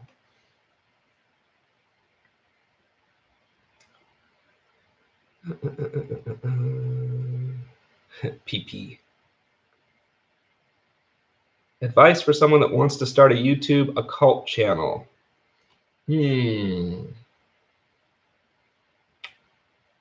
It's not hard. I mean, if it's, I tried to do it in a difficult way because when I first started out, I put sources at the end of every video and everything. I was trying to be very kind of professional about it. But a lot of the people who I follow who are in the occult, because I still follow a lot of occult YouTubers, a lot of them just get on the camera and talk. And what I found, you know, because again, I'm not practicing, so why am I watching all these occult YouTubers? What I've found is that as I've gotten to know them as people, I'm interested in their lives now. So it doesn't matter whether they're talking about the occult or not. I just want to see what's going on with them. They're like, I don't necessarily say they're friends, because some of them are. Some of them I've actually met and are friends, and some of them are just, I don't know, they're familiar. They're similar to me in some ways. I really relate to most people who are involved in the occult, especially because of my own past. So I think for the most part, just get in front of the camera and start talking. Of course, like I said, be careful what you talk about, because people are going to, it's a couple things. People are going to try it if you're giving them directions. So don't tell them something you don't want them to actually try.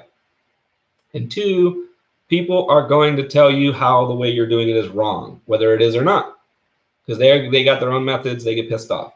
And I don't think anybody in this chat is like that. I've got tons of people who watch my old content who are nothing like that, who did nothing but give me good advice. But there's always somebody in there who's going to be power tripping off of how they know how to do it and nobody else does, who is going to find your channel and post on every video. So be prepared for that person and don't let them get under your skin. Also, if you're showing your face like I do, be prepared for negative comments from trolls, because they're just going to come in and nitpick how you're bald or how you're overweight or whatever. It's just going to happen. And you just have to be like, whatever. Because at first I had trouble going, whatever. You think you can do it until it happens. But now I actually don't care. But it's, you know, I did it for like 3 years and now I'm back. And now it doesn't bother me, but it took a long time to build up a stronger skin on that stuff. Also, publishing and sharing materials like I do has the same thing. You send stuff to an editor and they come back with changes where they're like, you can't do it this way, that way, this way. I've had a lot of moments in my life in the past 7 years or so where I've had to get used to criticism, some of which you push away and some of which you have to actually accept and analyze.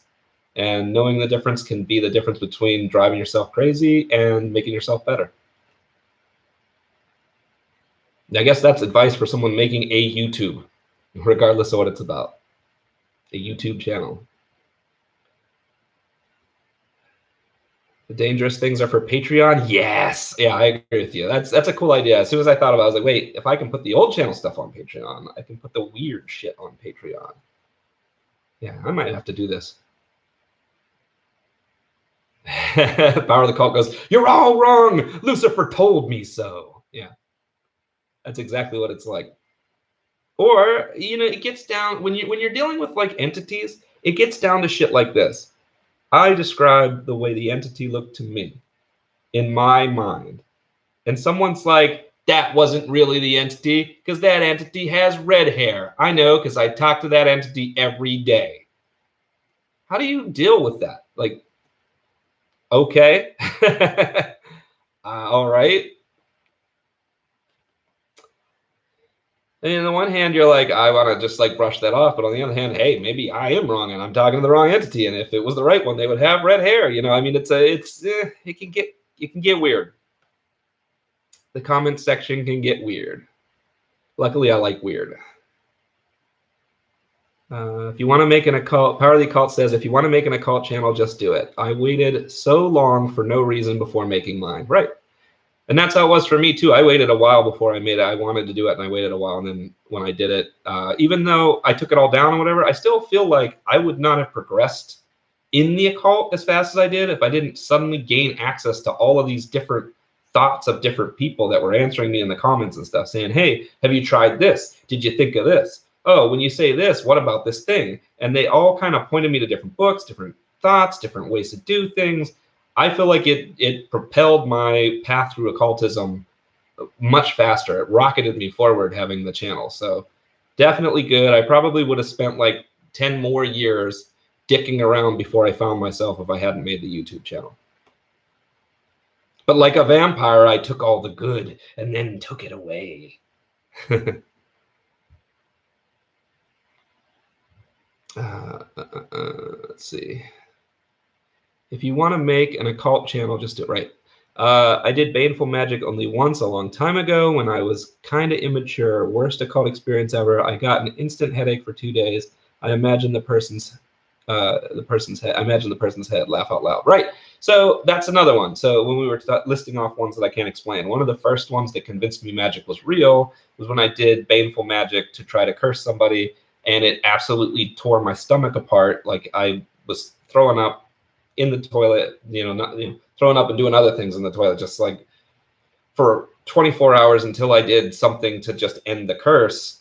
And then come to find out, I missed a day at work. Come to find out, the person I cursed, who also was somebody who I worked with, also missed the exact same day. Now, yes, coincidence-wise, it could be we both came down with the same sickness. We work in the same area, but it is weird.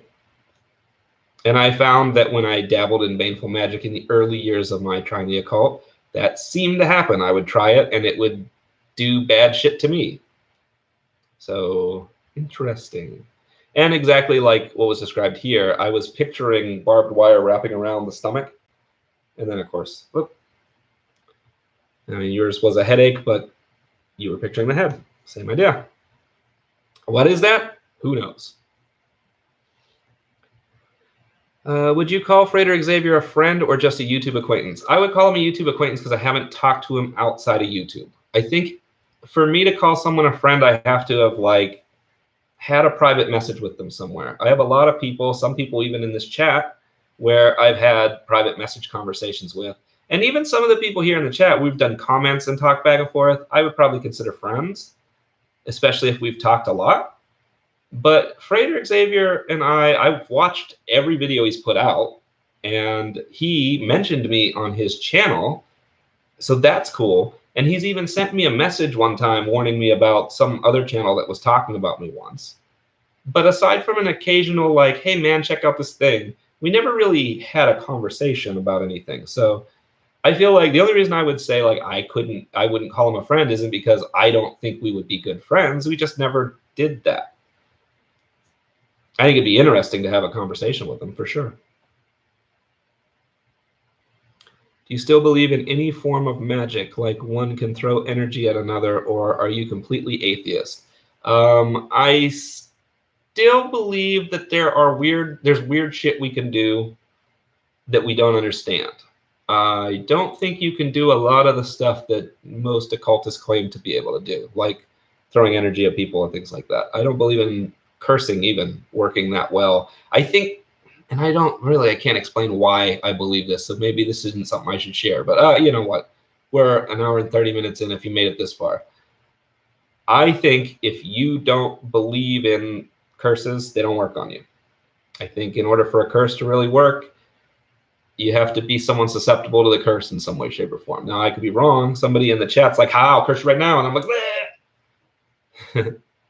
but it's one of those things where I haven't had to do any warding or anything like that, any protections since I left the occult. I haven't had to do anything to make sure that I don't get curses. And there are plenty of people when I left that were pissed off and who sent me private messages saying they were sending shit my way. And nothing happened, even though I did nothing to block it. So it's further proof for me that that stuff doesn't work. But I could be wrong.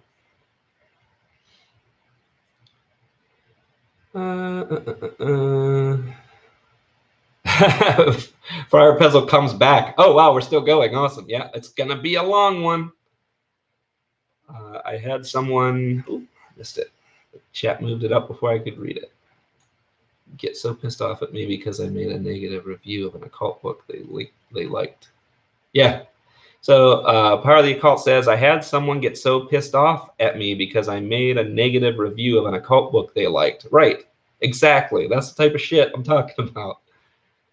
And it's funny because the human mind remembers the bad stuff better than it remembers the good stuff. That's just usually how things work. So when I say like, oh man, some aspects of the community are bad, I might have gotten like one bad thing the whole week and had like nothing but praise from everybody else. But that bad thing would have fucking bothered me, you know? So just be prepared for that if you're making a YouTube. People are going to be at you and you just have to let it go. Friar Pezzle says, just make your channel. If nothing else, you'll learn a ton. Trust me. Yep, exactly. Definitely.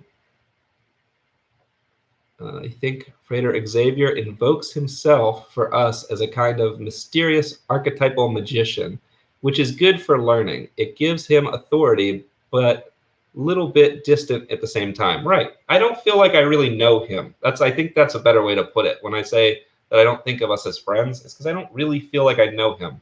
And part of that maybe is because I don't know who he is.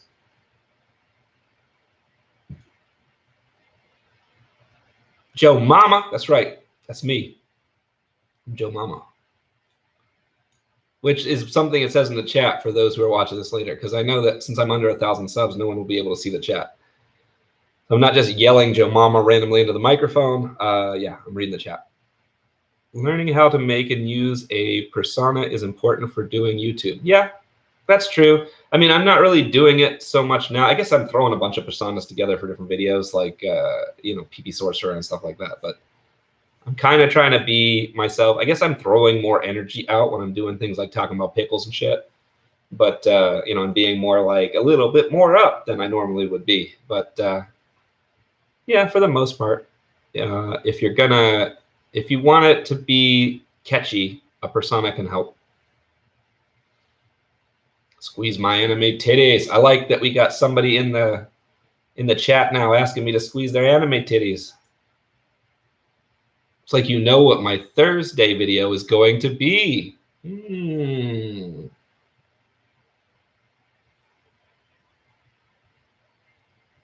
Yeah, so this says, about baneful magic, for me too, it stopped when I gave forgiveness in my head. That's exactly what happened for me. I had to decide. It wasn't like I could just end it for me. What I did is I forgave the other person and told the spell to end. I said, you know, to stop hurting them. And when I did that, it stopped for me. And I don't know, again, is that a real thing? Who knows? That's how it worked for me.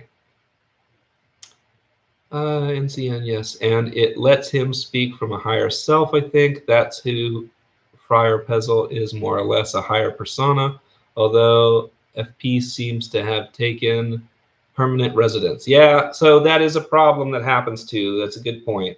When I was Psycho Sorcerer, part of the reason I changed my name to Grand Infinity later, which sounds more pretentious when I say it like that, part of the reason I changed the channel name to Grand Infinity is because I changed the focus of the channel to be about everything in the universe. Because I was talking about the all, the Grand Infinity, the whatever. People started calling me Grand Infinity anyway, so it didn't really work.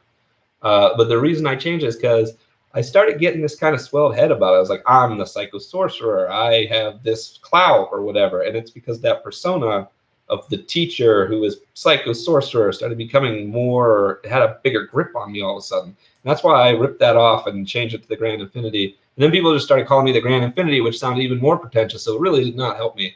It just helped my ego to swell even higher. And now I'm like, yeah, now I'm using my real name. So now if you say you love me, you're saying you love me. Let's do this. So my ego has never really come out of this equation, no matter how hard I've tried. But I don't know. I just gave up trying.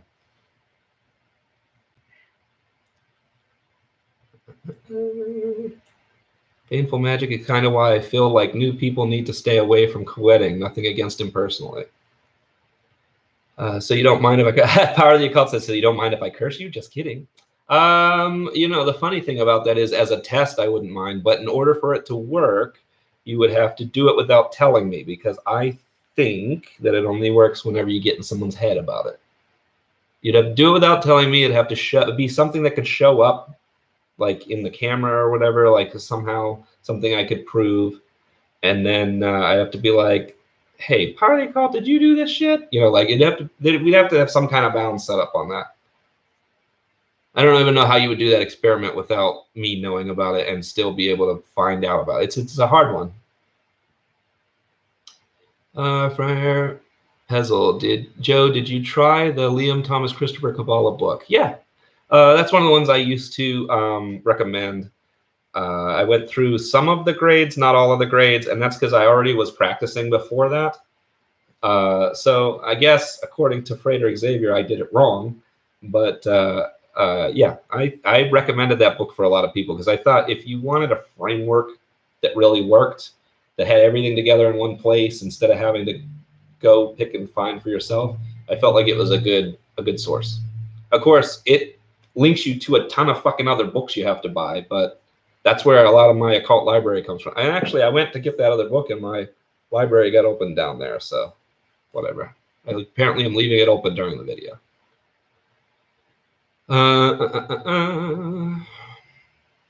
I think this putting on a persona can be sometimes useful in real life, too, to overcome struggles. Yeah, sure.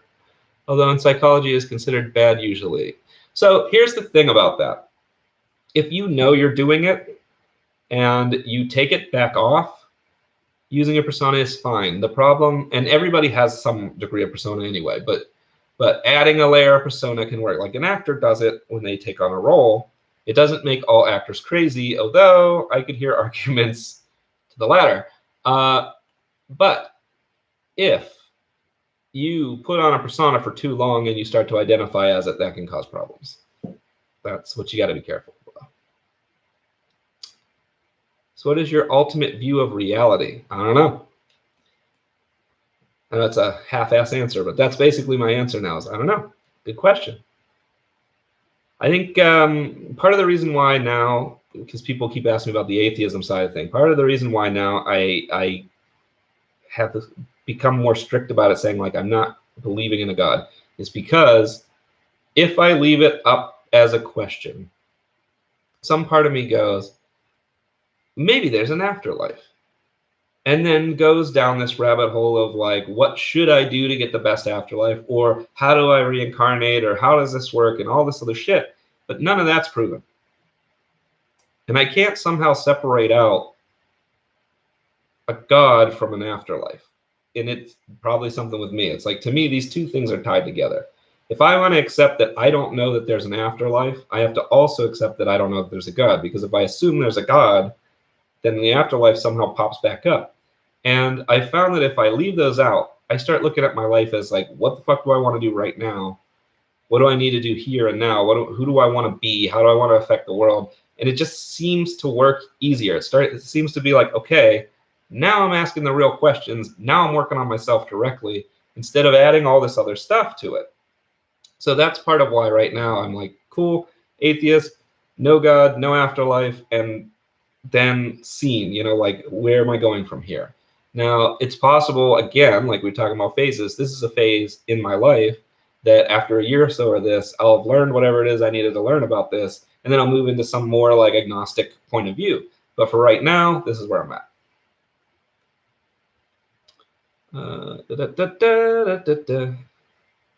Yeah, hey, people are asking questions today. You guys are making me feel loved. I have to wrap it up pretty soon, though. Where did I leave off? What's your ultimate view? Okay. Some years ago, I went to a presentation by a Kurandera. She talked about curses and the evil eye and warding them off. I felt vindicated in my daily religious practices. Yeah, I used to do wards all the time too. And, maybe it worked, maybe it didn't. I don't know. There's a lot of it where I'm just like, I don't know. If I don't know, I'm no longer choosing to believe in it. That doesn't mean that I don't believe it exists. You know what I mean? It's not saying like it does not exist. It's just saying I don't know that it does exist. Does that make sense? I think that maybe that's a better way of explaining it. I don't know. It's hard to explain. Did the Bald Guys ever try to recruit you for their page? No, they didn't ask me to do any like ritual for hire or anything, because I mean, I've never been someone who wanted to ask for money for any of this stuff, as we talked about a little earlier. But I do have an interview that's still up on Bald from when I believed heavily in Tiamat that goes into my poltergeist experience and stuff like that. I also did have an offer at one time to write something and have it put into one of their anthology books, but I decided I didn't want to do it at that time. This was near the end of my channel. I was moving away from it, and I was like, no, I thanked them, but said no. But I could have become more involved with Bog if I had wanted to, I think. I study psychology endlessly, and I don't feel like these personas are alters or anything dangerous. Then again, I would say that. Right. So I have my own back history of acting as if I was something else, when I was younger, and then having that crack kind of in front of me, like that persona mask crack. And maybe that's just something we all go through. But I remember that being extremely devastating. And I look back and say, if I hadn't built that persona up so strong, it wouldn't have been such a big deal. So I wouldn't say don't do it. I'm just saying, be careful. I think it's FP. I think it's dangerous if the person using it already has an affinity for mental illness. Yeah, I'd agree with that. Mergypsy is on. Hey, Mergypsy. Mergypsy has wonderful art, by the way, on YouTube, or not YouTube, on Facebook. I think I used to follow you on Instagram too, if I remember back when I had Instagram, or maybe it was Twitter. But if you're confident in yourself and who you are, I don't think it's harmful. Yeah, I'd agree with that. Ruben BMX, do you hate me? Ooh, Ruben BMX. Who are you asking that to? Are you asking it to me? Do I hate Mr. Ruben BMX? Are you asking me if I hate Rubens because that's just a delicious sandwich, or BMX because that's just a bike? I don't hate either of those things.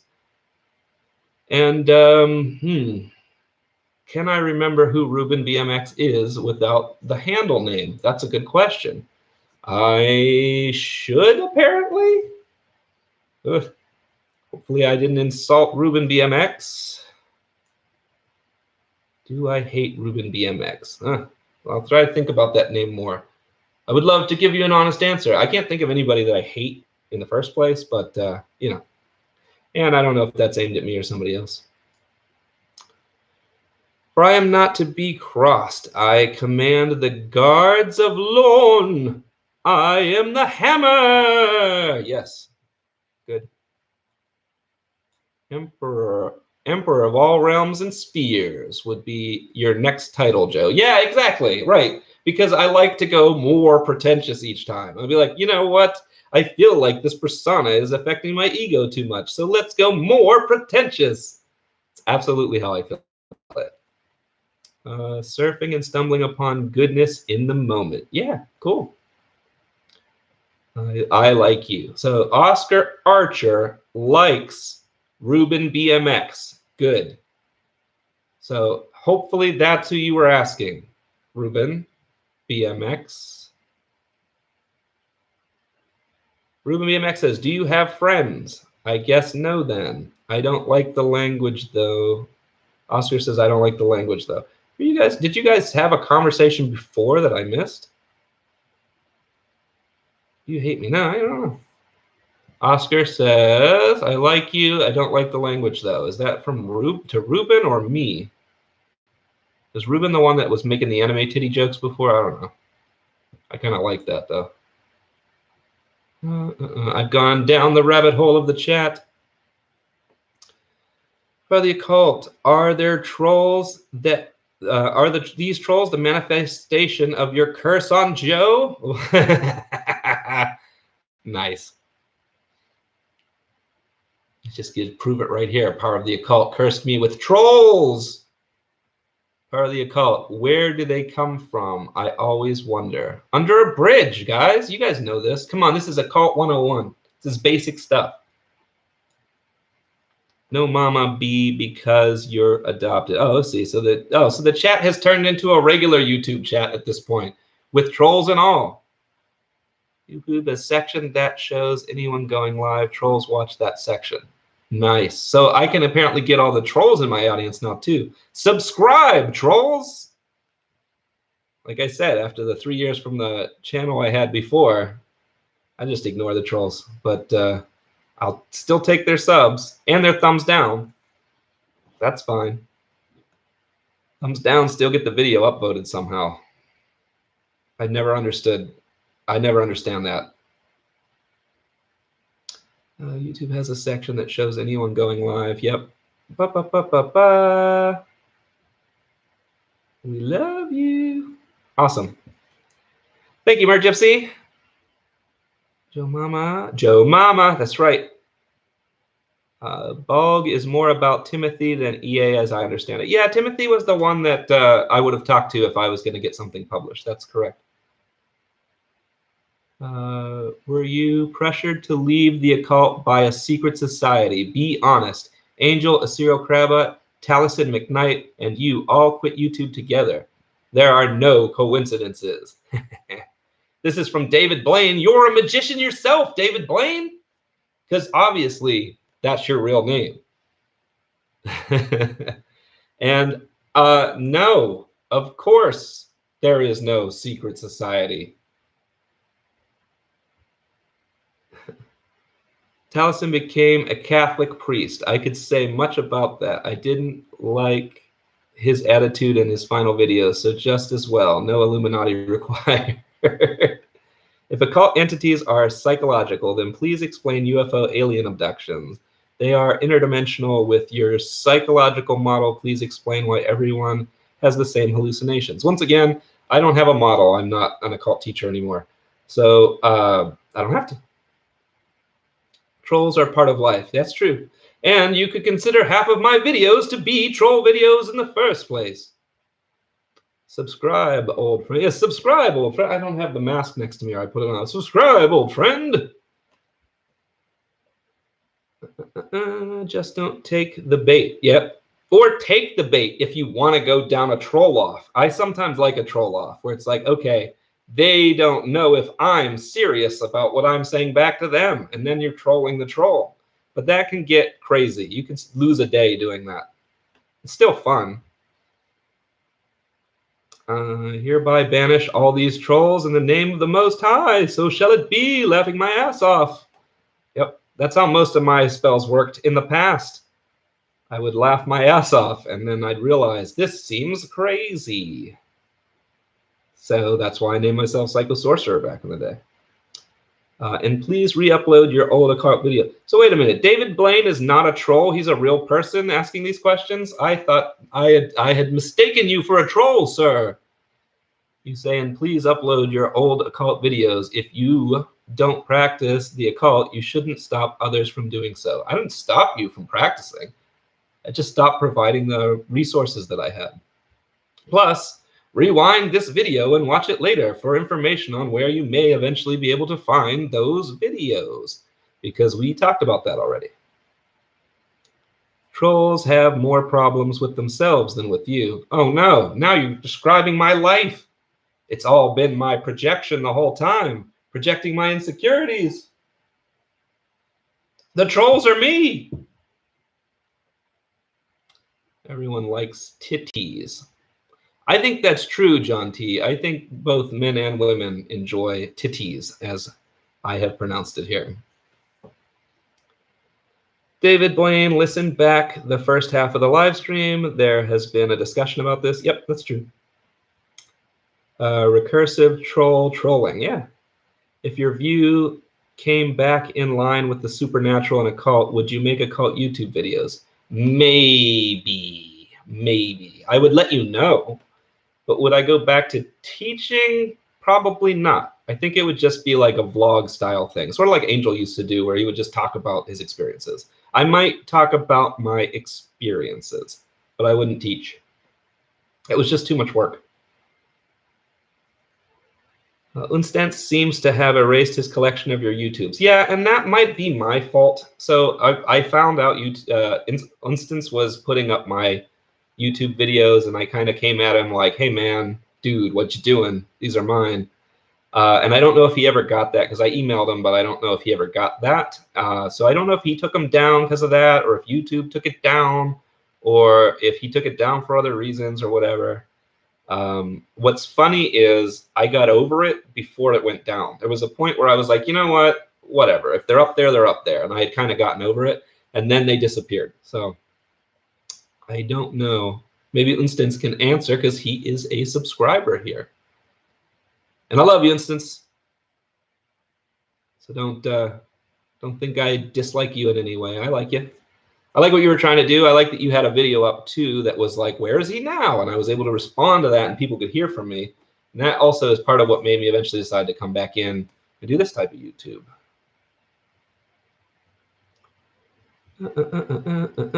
We can't practice the occult anymore. Joe has outlawed it. No, you must practice it for me in my absence from the occult. You've got it all wrong, friend. Do you think powerful black magic practitioners casted a spell to make you disbelieve in the occult? It may be possible, Joe. Everything is possible, even the impossible. No, I don't know. I mean, I don't have any reason to believe that. Just like we talked about earlier about the way I kind of view belief right now. If that had happened, then someone lift the curse and now become the most powerful wizard ever. Evoke Reggie on trolls. Show them who is the G. Yes, exactly. Reggie is the OG of trolling. That's right. Wait, I didn't get that email. I didn't get that email power. That's right. That's a great idea. Reggie could troll the trolls away. Yeah, Reggie is the ultimate troll. He's basically a troll as a character. Although I guess he's more of an amphibian or a reptilian, depending on how you want to look at it. Joe, thank you so much for your old occult videos. It helped me a lot, but I'm disappointed that you deleted all your old videos. Yep. Watched this video earlier for some possible things that we might be doing in the future. I wish I could tell you the timestamp. It was probably, it was in the first half. It was me. I made Joe stop believing. Oh, power of the occult. That was your curse? You made me stop believing all those years ago just so you could prove curses were real to me now? We're in a meta loop. Maybe when Joe became a non-occultist, his PP persona started practicing real magic. What a twist. He did. If you watch the, okay, this may be a giveaway. If you watch the Halloween Spooktacular that I put up, the new one, he does do an actual, he goes around the circle and everything. He does a real occult thing. And then he says, wait 12 months for that to manifest, right? So that was supposed to be funny on two levels. On one level is that, you know, spells take fucking forever. So it was funny, and everybody around him was like, that didn't prove magic. But the other level is when I come back with them, because remember I said in the fall, I'm going to do more of them. His spell will manifest in the fall, and anyone who remembers that video and the other one, it's a long wait for that joke, but hopefully it'll pay off. So we'll see. Maybe when Joe became a non-occultist, right? Don't stop believing. Hold on to that feeling. Don't stop believing. Hold on to that feeling. Yes, thank you, Friar Pezzle. We all needed a little levity at the end. We're a little over 2 hours now, so everybody thumbs up the video. If you want, watch it again just for fun. If you didn't see the whole thing, watch it and then watch it again, and then subscribe and all that all that good stuff that everybody tells you to do. Smash that like button, I guess is what they say now, and hit the bell for some reason. You guys get it. You guys know what I'm talking about. Oh, the chat is cracking me up. You guys are great. Thanks for the live stream, Joe. It was really cool. Do you plan to do it again in the future? Yes. So I had the day off today from work, which is why I was able to put together a live stream. So it's more rare than it used to be because my time is used up with a few other things. But I do plan to do more in the future, and I look forward to talking to you guys again. Joe, look up Max Spears. He was murdered after getting involved with a black magic group. I think it's highly likely that you were hexed by a black magic group to stop believing in the occult. For what reason? I shall make all occultists stop believing. Power of the occult. I shall make all occultists stop believing so I can be the most powerful wizard. Freighter is next. That's hilarious. So now, all right, Power of the Occult, I hear you joking with that. But if Freighter comes out with a video tomorrow, and by tomorrow I mean on his Patreon tomorrow, and then like 5 months from now on YouTube, and says that he's out of the occult, then all of a sudden I'm going to be coming to your channel going, teach me your ways, oh great sensei.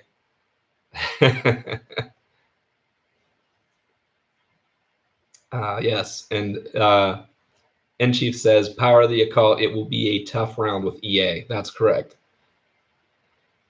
I was magicked into existentialism, of course, because that's what people would do with magic. They totally wouldn't make more people believe in magic so that the world would be a better place. They'd make me specifically forget about it.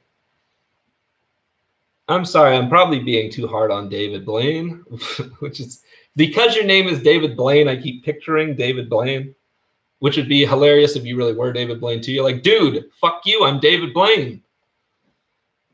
But I don't know. It's I don't believe that I was cursed to not be an occultist anymore. That just doesn't make sense to me, but I can see how that thought process would work. So I'm not meaning to belittle.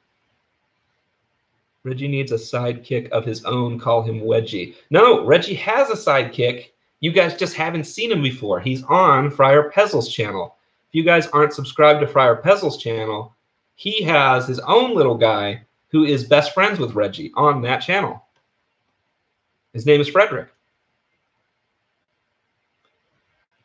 Like it says, I can't tell if David is an elaborate troll or just really worried fan. Yeah, neither can I, honestly.